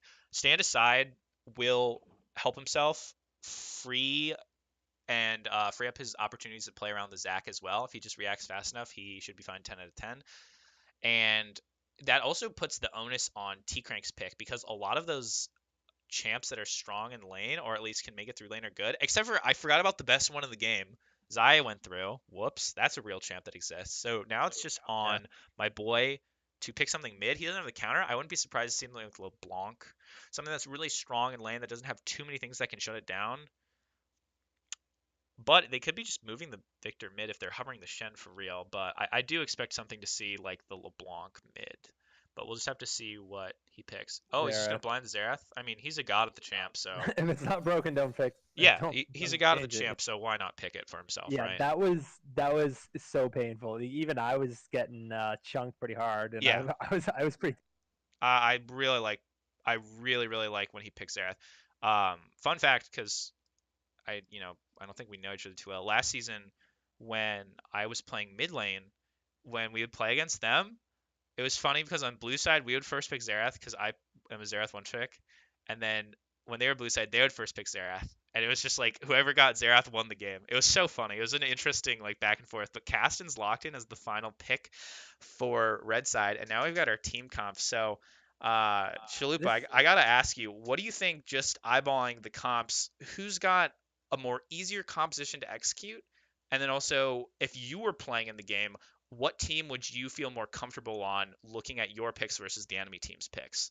Like, I don't want to say like who do you think is gonna win? That doesn't mean anything to me, but like what comp has an easier win condition to execute in your eyes? And then also, if you were in the game, which team comp would you feel more comfortable playing on based on the champs selected? I feel like both the answers, and like I know, yeah, I think people can say, oh, this is biased, but I'll explain why. I am gonna say Sentinels because here's the reason. Look at Victor, Xerath, and Xayah. If that Gragas ult knocks them far away, that Zac and Alistar could just be in having the front line, just absorbing all the damage with no counterplay whatsoever. And Gragas ult isn't the hardest thing in the world to hit. What's Xayah gonna do? Blow her ult to dodge the Gragas ult? I mean, if all three of them get knocked away, a Zac isn't be tanky, but he's not the tankiest member of the team. And if you have a Cassidon, a Draven, an Aatrox, and a Xerath all beating on your face, you're gonna die. And so it's not a very heavy front line, and you don't have any dive, so you do have a lot of damage. But I just feel like if they're able to say, Gragas ult them away and just focus that Zac could die very quickly.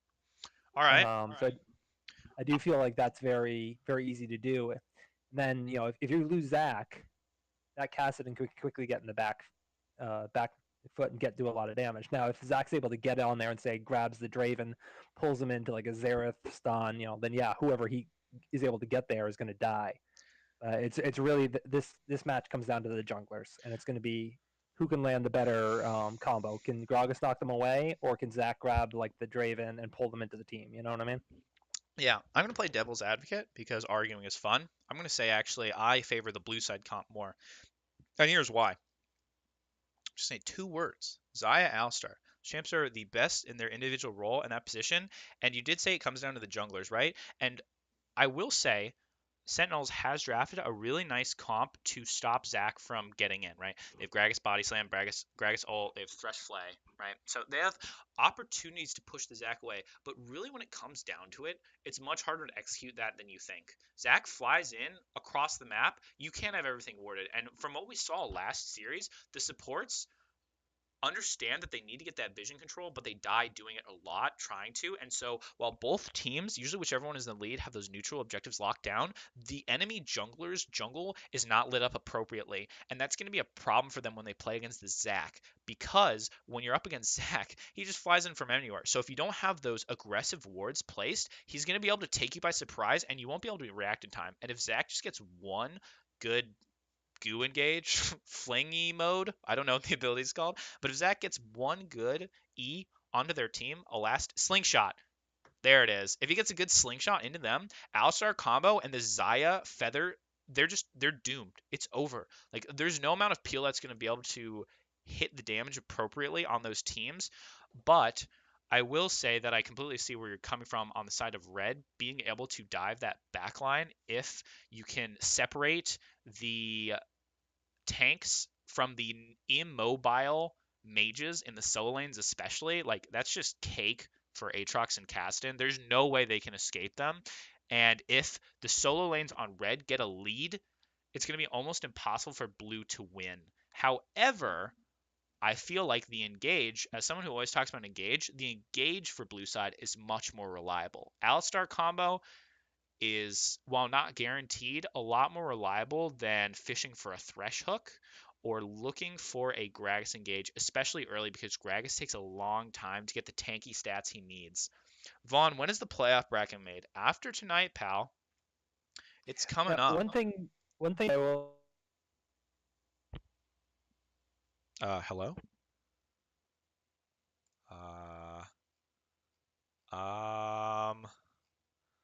Hello?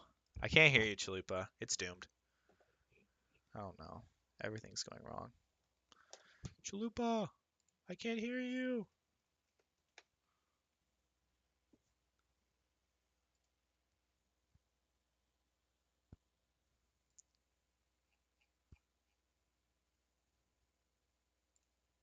Well, we have to wait for this beautiful color commentator to come back. Vaughn, make me fight Vorext since they failed me tonight. Oh, did Vortex lose? I'm sorry to hear that for them. I do love my boy Kurama.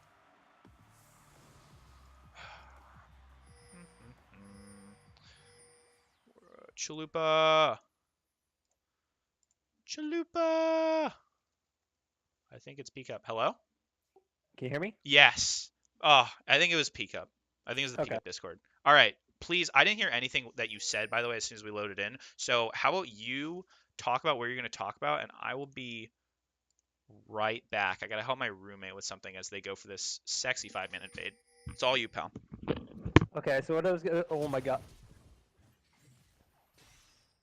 Oh, and there goes Zareth. Goodbye. And that's first blood onto the Cassin. That is like the ideal start that you can get because this Cassin is the late game threat, and so just like the perfect start there for set. I almost said sad boys. That's kind of bad. Sentinels. I don't know my own team, guys. I'm sorry. I'm a terrible person. But just great start there. Great invade.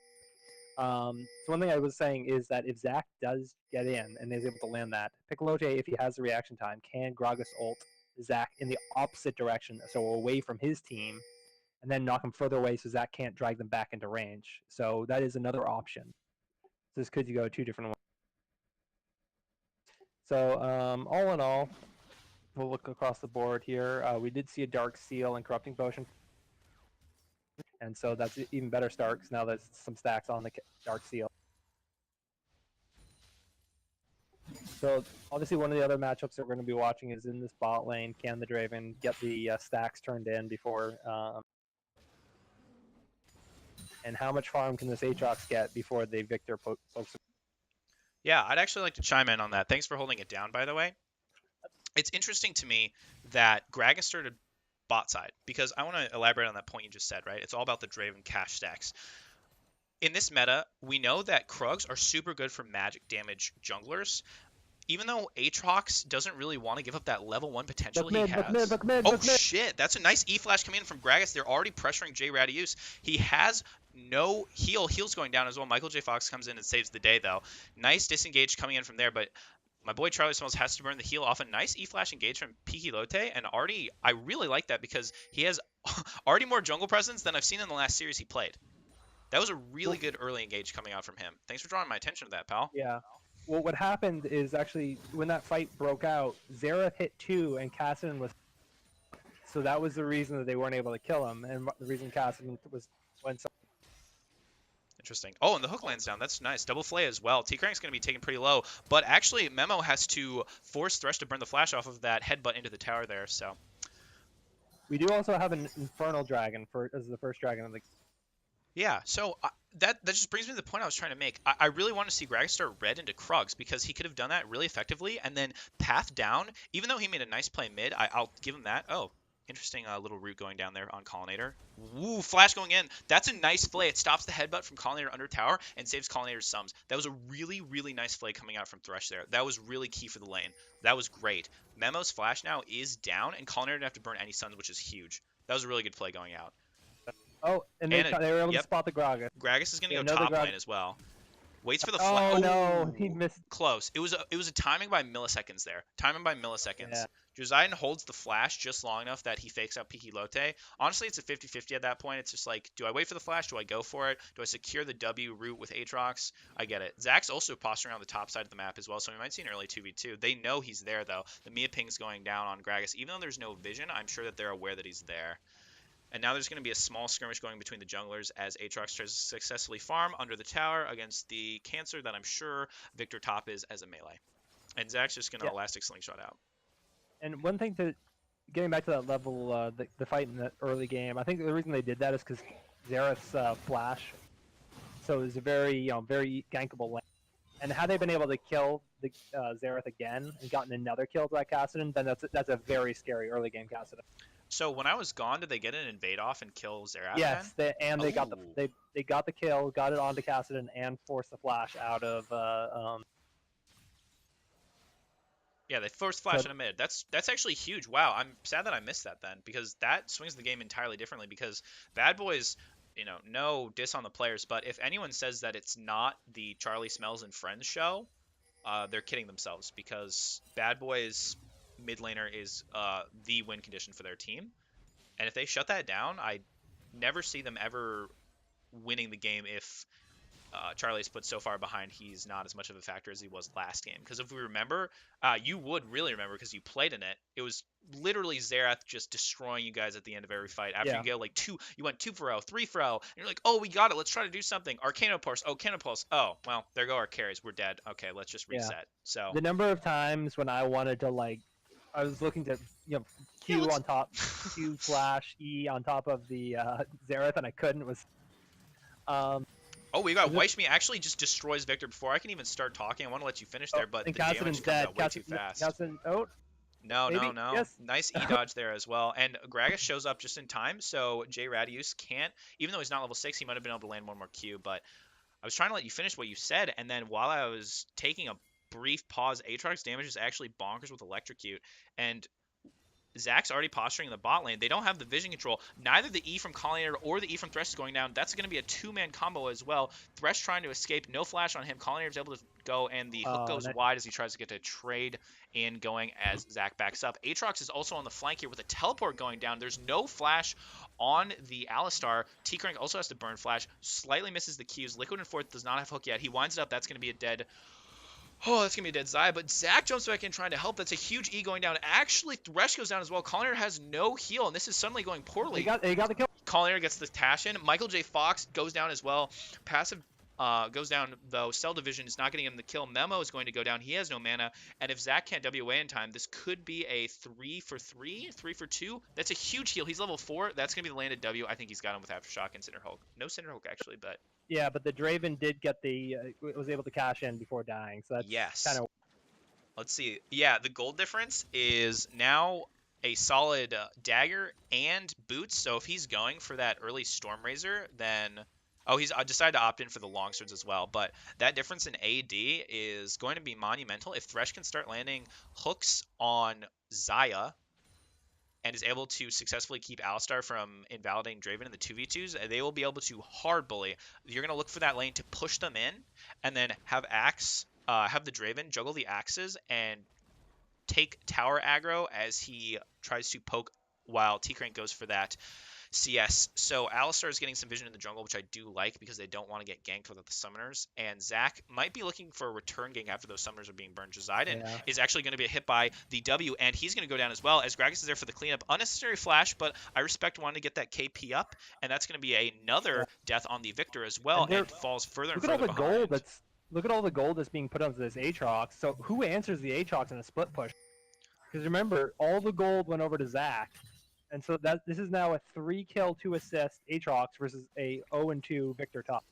Yes, and in the last game, you weren't able to hear me say it, but I really, really enjoyed the draft last game because it put Poseidon on a champion he could have the most successful impact on. And even though Victor is an extremely good pick in the meta, I think based off the win conditions of Bad Boys and how they play, and in terms of just the top lane matchup as well, like Karaoke is a really carry-oriented, high elo player.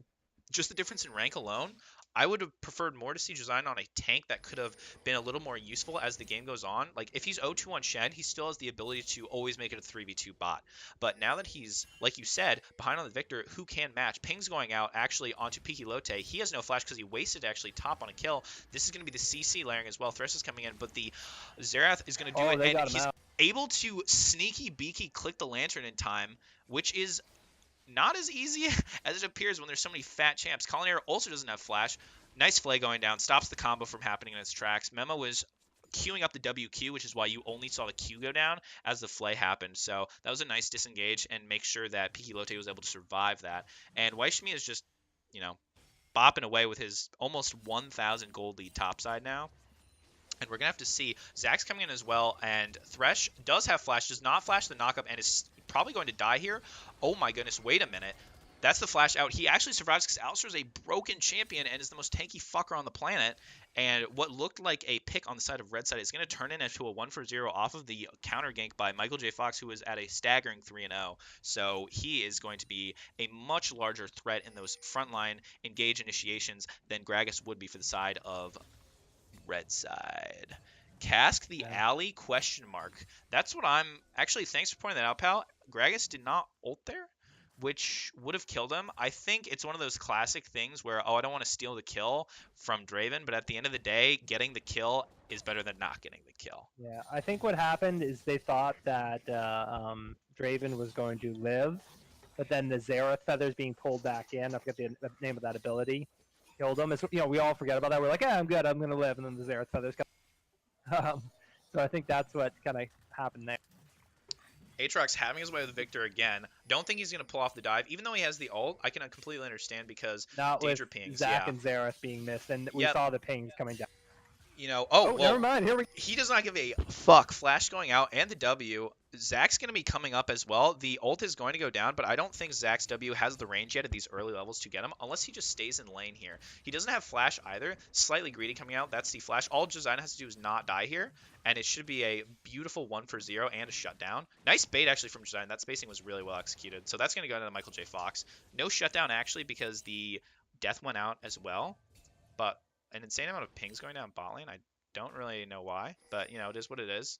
Pickaxe is now roamed up, but they know he's there. Flash going out and the ult. Wow, he really wants this kill. Maybe Zac can save him in time. No, it's not going to happen. And the ult in the vain attempt to try to save his top laner goes wide. I respect the attempt, but nice little pickups from Pickaxe there. Goes 2-0 on the Cassin, and that's going to be a real problem because if you remember in the pick ban, what we discussed was who's going to stop those solo laners from getting on those immobile mages in the backline, and it's already starting to shape up what comes to pass there. So we're going to have to see once this transitions to a 5v5 scenario, how they're able to deal with those Kassadin and Aatrox blitzes. What I object to there is there were pings that Kassadin was missing. They clearly knew Kassadin was missing somewhere on the map, and yet the Victor stayed. Like, he could have gotten out there, but he was being greedy. He tried to get a little bit more CS before backing, and he got punished for it.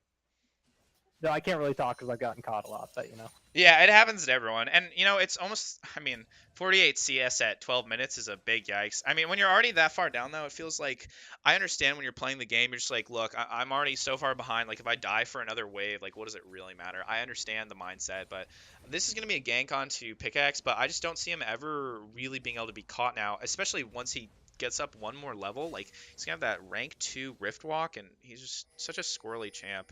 Ganking a Cassidon past 6 is just so difficult, even when you're a 4-0 Zach. So, interestingly enough, this Infernal Drake's been up for a while. Nobody's really been able to get control. yeah, and I think one of the ways they could easily do that is Aatrox has such a commanding lead topside. If there was a fight to break out and there was a TP play made bottom lane, the impact that Aatrox is going to have is miles ahead of what a Victor could have, and we're going to see a lane game come out from Piki Lote, but Zach is getting ready to counter, and Caston is going, so this might be a 4 versus 3. They might get actually lucky and fortuitous with this back. If Zach completes the recall before this is going to go down, it's going to be a 4v2, and their bot lane will be toast.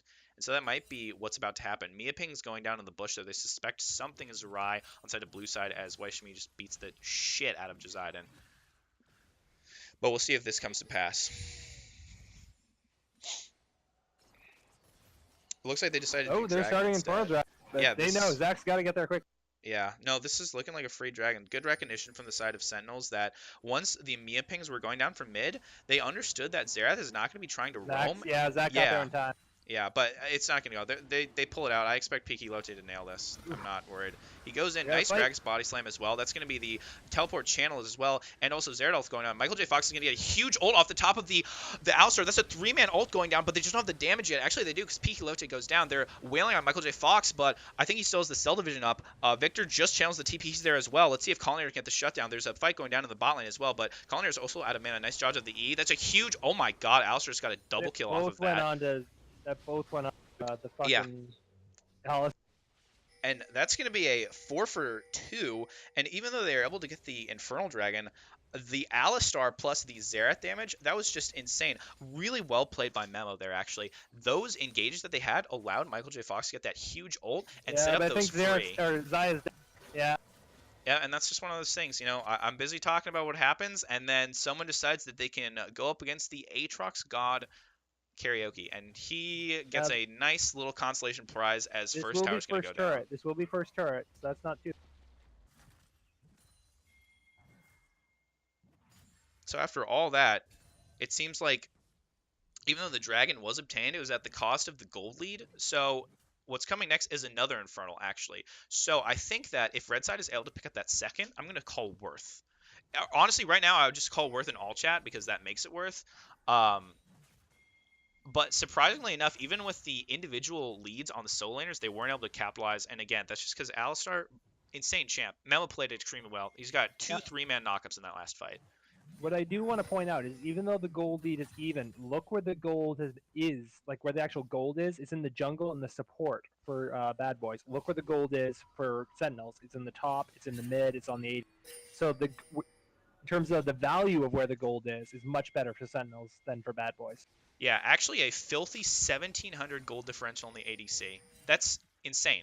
That's a BF sword, which I guess he has right there. To answer your question, there was a very intense 45-minute slobber knocker that Sentinels had a nice little comeback in game 1. But because I'm a scuffed streamer, I don't have the overlay. So it's currently 1-0 for the side of Sentinels right now. Xerath ult's going down. It looks like there's a small skirmish around Herald, but it doesn't really result in anything. All right, Chalupa, got a question for you. You've got such insane leads on certain champs on red. It's your team. How would you ask them to transition this lead going forward? What's your game plan? I say just keep having, similar to game 1, just keep having the Aatrox split push. This Victor cannot answer it. And we're seeing that this, like, even though Victor can kind of farm under turret, he's going to keep being... And then, with 4v4, Draven can kind of burn through, has the damage to burn through. And without Victor there, if Alistar and Zach go I'm going to have to interrupt you there, pal. That's going to be a flash going down. Oh, wow, flash hook going down. But also this looks like it's going to be another large. Oh, Gragas ult initiation to steer them away. Actually, Collinator greets for a kill there and overextends. They don't have the damage to finish them off, but Pickaxe is playing another purple champ, and as we know, purple champs are OP. He's going to 1v1 Zac. Zac doesn't have spell division. That's going to be a dead Zac as well. Peaky Lote on the side. Aatrox flanking from the back as well. And flank, I mean, just backing up his team because he's also on red team. Game slightly freezes. Aatrox wants this. Yeah. Ults for Xerath. Xerath doesn't have anything, but a little bit too much damage. it's one of those classic, I popped ult, I'm going to run him down. So, interestingly enough, the name of the series, as always, for the flash going in, that's aggressive, misses everything. I respect it. I respect that. You always got to flex. You got to flex on him. You got to flex. Pickaxe is very low mana, but all of a sudden gets a lot of mana back from his W. All right, he's chilling. He's playing Castin. Oh, back in on. Yep. Victor. That's a fat 800 gold shutdown, and Pickaxe gets to abuse Joseiden because Joseiden is a Ninja Tabby and fucking Glacial Shroud Victor. You were watching Top Fight. I was watching the Cassidon Victor. And the problem is now this again we were even in gold. Now we're back to a 2k gold lead almost. Oh, get out of there! Is he gonna get him? No. Aatrox doing a nice amount of damage there, but I mean, at the end of the day, there's only so much you can do in a 2v1 scenario. Yeah. Like I know you're fed as hell, but you can't. No ult. Yeah, no ult. Yeah, it's not gonna happen like that. I would like to point out something. That turret that just went in the mid lane, that was the first mid turret that Sentinels has taken this. Hey. Despite this being game 2. Nice. I like that. That Aatrox going down actually makes it slightly awkward, even though they don't have the damage to do it. After that, Draven ult especially clears the wave. I was going to say they have to slightly mix up their rotations now that the Aatrox pick has gone down, but they just don't have the damage done because I forgot that Xayah is slightly behind. They're not going to be able to output the damage on the tower to take it down just yet. Yeah, this Cassidon though is seven kills with 10 stacks in the Dark Steels. I feel like every time I've seen Cassidon picked in the last couple games. I last saw it in the Buceters match where it had 20 plus kills. Every time I see a Cassidon get locked in, it gets insanely fed. They should just be able to flay this away, no problem. They both use their stunts, but Michael J. Fox has ult. He might be able to catch Draven here. The hook is not going to save him, but there's no follow-up yet. Yeah, but you can see Aatrox coming in on the side, but Gragas and Cassidon are keeping the... This is exactly what you predicted. The front line of blue side is separated from the back line because Cassidon and Gragas are just keeping them away, and that's a huge burst going on in the side. She's going to go down, and Alistar is also going to fall to Collinator. Collinator does too much damage. The cell division is going to pop, but Aatrox is going to take him down as well. Rift straight into Infernal Dragon. Let's see. And just like that, that's a solid 3-for-0 off of a overextension from Michael J. Fox. Thought he could initiate and get the team there in time, but Pickaxe channels the teleport and is able to rotate on there, and Peaky Lote is able to separate Charlie Smells on the Xerath and T-Crank from doing any of the damage necessary to take down those picks that Zac was setting up. And just like you said, the gold difference is on the tanks. The solo carries just don't have the damage to match to Cassidon and Aatrox, and so what looked like could have been a potential play for Zac off of a caught out, well, in between two towers. I'll stop beating around the book. Slightly ambitious, right? I don't know if that was going to work. TP's going down on Victor. Got to pad the KDA. I respect this. You know, make him 0-5. Why not? The one thing I didn't like is I feel like they really could have just gotten the Infernal Dragon for free because they killed that Rift and Zac was still about 12 seconds away. I guess they feel like they're going to win the Smite battle. Okay, yeah, they got it. Yeah, I and mean, now this is starting to get scary because 2 Infernals when you have a Draven and a Cassidon and a fed Aatrox, that's yeah, and again, I just have to. It just feels like the karaoke machine show this game. Even though we see the Cassidon that's 9-1, every time it's these leads top that is just completely blowing open the game. And with Xayah in the top lane, she's gonna have to base. This is gonna be a free mid 1, and I don't think they can push for 2 off the wave clear from Xerath. I think it is. I think they can get 2 with the double. I guess we'll have to see. Yeah. Zac's on the flank and is looking for something, but I think if a fight breaks out, looks like you're correct. They're trying to get some early poke going down so Zac can get a nice engage here. Good stand aside from Draven, but Draven might get caught up here. Aatrox ults in. Dragon, that's going to be a Zac that's going down. Aatrox is trying to make something happen, and Alistar is just going to get CC'd to death there. Aatrox looking for the Resurrect, gets it. That's a triple kill going up for Collinator. His damage is just too insane with those double items. Nemo just rage quit. Oh, yikes. Zaya ult going down. Ooh, wait. Liquid just a little too far there, but they're able to get the inhib as maybe we'll just chalk that up to a DC on the Alistar. But no pause going down, No so you might be pause. right. Yeah, Yeah, I'm pretty so sure that was the.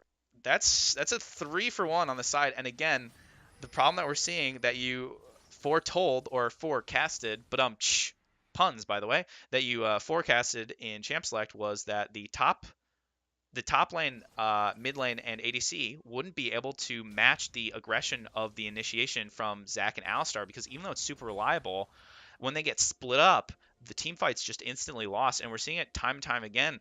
And as Sentinels keeps pulling the trigger over and over, they're just riddling blue side with these bullets, and the bullets are turning into these gold leads. And I just don't see. It's looking grimmer and grimmer for Bad Boys to stage this comeback with the item differential between their carries and their top laner as well. And this gold lead that Zac had in early has just not been able to be translated into an effective play. And that's just insult to injury. I'm pretty sure Aatrox just got that right. Yeah, he did. Ouch. I think Dreadboard's saying I have a shitty mic, so I'm sorry about that. Hey, man. I Happens. don't. Is it cutting out or what's going on? I mean, you're coming in loud and clear for me, but, technical issues. Let's just blame it on Riot. Small indie game company, by the way. Sounds good.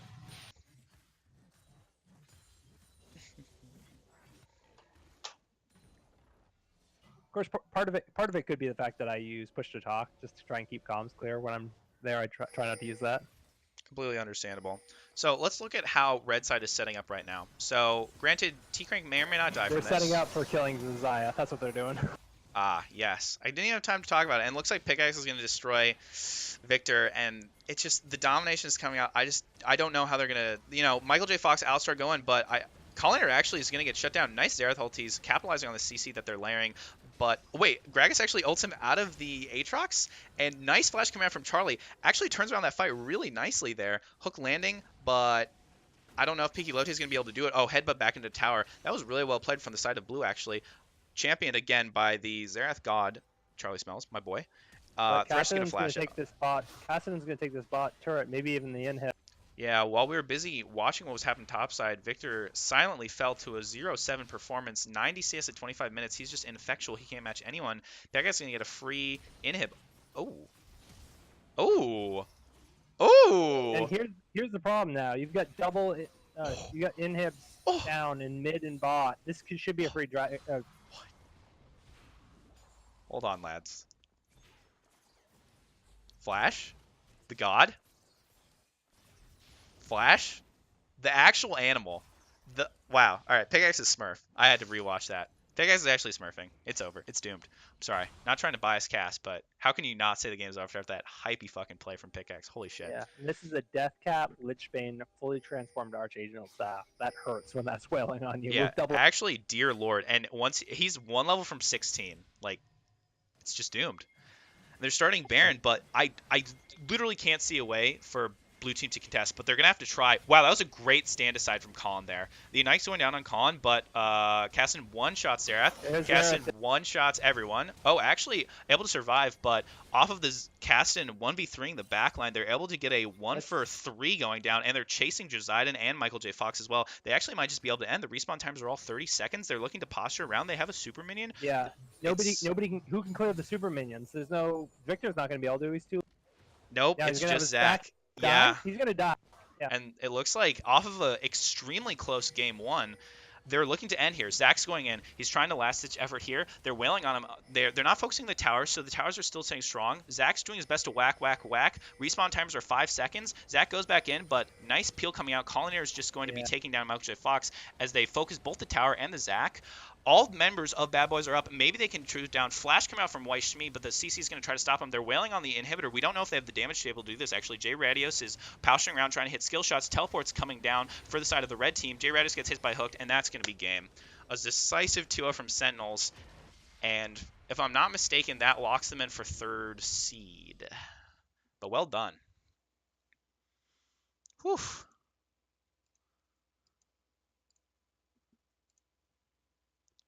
I think just excellent job by Pickaxe there.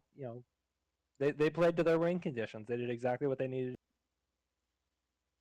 Yeah, and you see, if we look at the damage charts again, my boy Charlie Smells on the Xerath gave it his all, but there's only so much you can do when you're up against an extremely fed Aatrox and Kassadin and you have zero escapes. So I think I'm going to drag in someone to actually do an interview right now on the side of Sentinels. I And would say probably the top laner. I want my boy Karaoke in. He's deafened because he's listening to stream right now. Karaoke, calling your number, pal. The sub genius.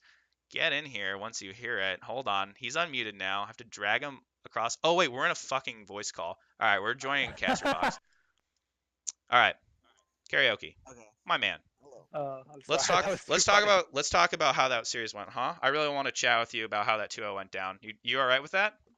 Yeah, I'm fine with that. All right. So as Vortex sub, I mean, former Vortex sub extraordinaire. Excuse me, that was a Freudian slip. As Sentinel sub extraordinaire, I just watched you output two of the probably best top lane performances of the season in terms of Aatrox and then Aurelia game one. Correct? Yes. So, question about those two picks. When you were deciding to, when your team was drafting against Josidon, what was the general game plan of obviously the champs are busted, right? But as a sub, you don't necessarily always play with the team. What was the game plan going into the series tonight before the games even started for how they were going to play around you and what you were going to do to execute as top laner sub in this series? Like what were your goals for this series and did you reach them in terms of what you were playing and how you're playing around your win conditions? Okay, so I'm actually the starting top now, so Oh, I actually do practice with them. Pog. And, all right. I already know my Aurelia is a Smurf, so just give it to me and I'll just 1v9. And You're then not wrong. You're not wrong, by the way. yeah. That was some disgusting game one ults you had. I was a really big fan. Let's talk more about game one, actually. Yeah. So, in terms of your Aurelia, I really liked how you kept up the pressure around bot side, especially when you had such a large CS differential against the Shen, and you were able to completely neutralize what that champ brings to the table as one of the honestly, now that you're starting, I would say one of the premier top laners in the league. In that sort of matchup, how did you play it where you were able to get such a large lead over your fellow like top laner, right? Because a lot of times we see, a Rally locked in or a carry top laner and they just, beat their head against the wall against these tanks. They're not able to get the kills against like Sign and, against Shen, against Ornn. How did you play your matchup to be able to just take over the game like that? Okay, so I know that I'm just a better player than him overall. So I just like so in the early laning phase as the Aurelia versus Shen, I will just throw out E to see how he would dodge, and then I would just adjust firmly to it, like how it can stun him. And I just played really aggressive. And I told my jungler just be like, play top and mid. I just need the vision so I can play as aggressive as I am, so I can get these kills and get this farm lead that I had. And yeah, it just happened to work out like that. Yeah, well, it definitely did pay off because I'm pretty sure both games you had or not game two, you could have been on pace, but you were on pace for at least more than 10 kills if that had kept going on. But game two was just a little bit shorter than game one, as we saw. So as the season's wrapped up, I'm pretty sure with that 2-0, you guys have solidified your. Oh, actually, I don't know. So here's the thing. We'll talk about it a little bit. With that 2-0, you guys are a 14-8 game record. Baby Shark has a 14-8 game record, and you have the same 6-3 score line. Do you know? Oh, Baby Shark beat you. I think Yeah, that we means you're lost to fourth them. seed. So if you're fourth Yeah. seed, that means you're playing fifth seed. Wait a minute. Wait a minute. We just My played. whole question is thrown out because I was going to say against the next team that you're playing in playoffs, what are you going to do differently to make sure you succeed? But you're going to be having a rematch again against Bad Boys. So looks like you're going to be running it back for playoffs. After this past series, is there anything going forward that you've learned from playing against them or that you've decided that you're going to adjust going into the playoffs? Um, we'll probably try to play similar as how we did today. It's like either me or Pickaxe get really ahead or both, as in the second game. We both just get really ahead, and then we just win the game through solo lanes. I think we Yeah, just yeah. We definitely saw yeah that on display. Like, if it's not broke, don't fix it, right? Seriously. I respect that a yeah. lot. All right. So now that you guys have successfully qualified, which you were already locked in, but I would say that based on how the series went, you have a pretty favorable sorry about that. I've been talking a lot. Pretty favorable quarterfinals matchup. As you go through playoffs, what teams are you most excited to play against, and what team do you think is the most uh, threatening to Sentinels from winning it all? I think Sad Boys is probably the scariest team, and I do want a rematch for some because we played them last week, and I think we could have beat them, but we can't. We like slightly messed up here and there. I was new to the team too, so I was integrating in. I Yeah, do think we could beat communication is them. tough when you're getting introduced into a new environment. I get it. All right, please Yeah, continue though. Continue. yeah. So I really want to rematch them, and think we'll play them if we win in the quarters, Yeah, but I'm so unsure how it goes. you will meet them in semis. How it'll work is I don't know if you're familiar with the seeding or not in Peak Up. So if you win your quarterfinals match and Baby Shark beats Vortex, that means you will be against Sad Boys in the semis because Sad Boys will be against the lower seeded team that qualifies. So if everything goes according to seeding and Baby Shark would win against Vortex, the upset could happen, but let's just go with the expected result based on seed. That means you'd play Sad Boys in the semifinals. You're correct. So yeah, if all you have to do is successfully pull off the run back and perform like you did today, and that's just going to be a series that'll be eventually happening. So I think then I've got one last question for you in the sense that now that you're the starting top laner, it feels like your team has a much more solid identity because with the last top laner with the name I can't pronounce and won't bother to try, it seemed like the team played completely differently around putting him on top, more supportive picks, more engage. Has there been any sort of communication issues? Like, how's it been adjusting to the team, and how have you guys worked out this relationship now where instead of a lot of times playing around bot and having the jungler support and the top laner support, it seems like top is just a completely new avenue for your team to play around. Has there been any sort of like adjustment period or like ugly duckling sort of phase where you're trying to figure out where it is? Because from what I saw tonight, it looked pretty damn good when all your starters were on the field. Yeah, it was kind of rough the first three scrims we had. We were just adjusting. It was pretty rough, and I was like trying to make sure I was trying to like make it known that like bot lane actually doesn't matter this patch, so don't bother going there. Hey, you're Like not literally wrong. like You're not wrong, pal. You're not wrong. I'm literally telling them that. Like I tell them like every day. Like Colin is like like Colin might say something like, "Hey, you gank bot." I'm like, "No, you're only ganking top this game, or you're ganking mid." Even if it's just a meme, but I'm just like, yeah, you're ganking top or mid. That's it. Uh, Nothing else. I respect the Chad solo laner mentality coming out. So anyway, I'm not someone who likes to watch interviews drag on, so that's all the questions Yep. I have for you. I think you played well, and honestly, your actions in game told me more than anything I could ask you like cheesily afterwards. So that's gonna be all from me. Chalupa, do you have any question you thought of that you want to add, or are you feeling like that was a good summary of going into playoffs? Yay? Nay? Hmm? Oh, Okay. Chalupa. No? Hello? Gamer? All right. That's going to be a no because we can't hear him again. So that's going to be all from us at the Scuffed Peak Up stream, headed by everyone's least favorite council member, Morale. So make sure to tune in next week because quarterfinals are going to be starting right away. We want to make sure that everything's done before preseason because that would be a big yikes if finals happened on the preseason patch. Actually, Monkey. Hashtag blame Sad Boys sabotaging the Sentinels caster. Oh, yeah, actually, I didn't want anyone from Sentinels to speak because. Oh, and just Pickaxe casually walks in. Whoa, You're not who invited. dragged me in here? Whoa. Sorry, that's the server mute. Anyway, so that's going to be all from us today. Sorry, Pickaxe. You'll get your interview later.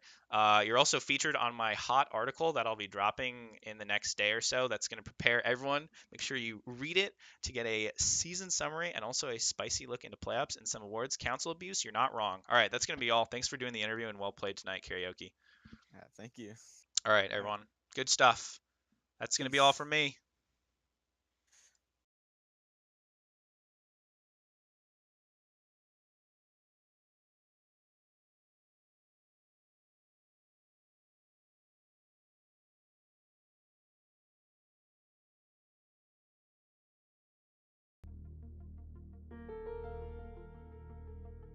Houston, if you're ready, we'll maneuver.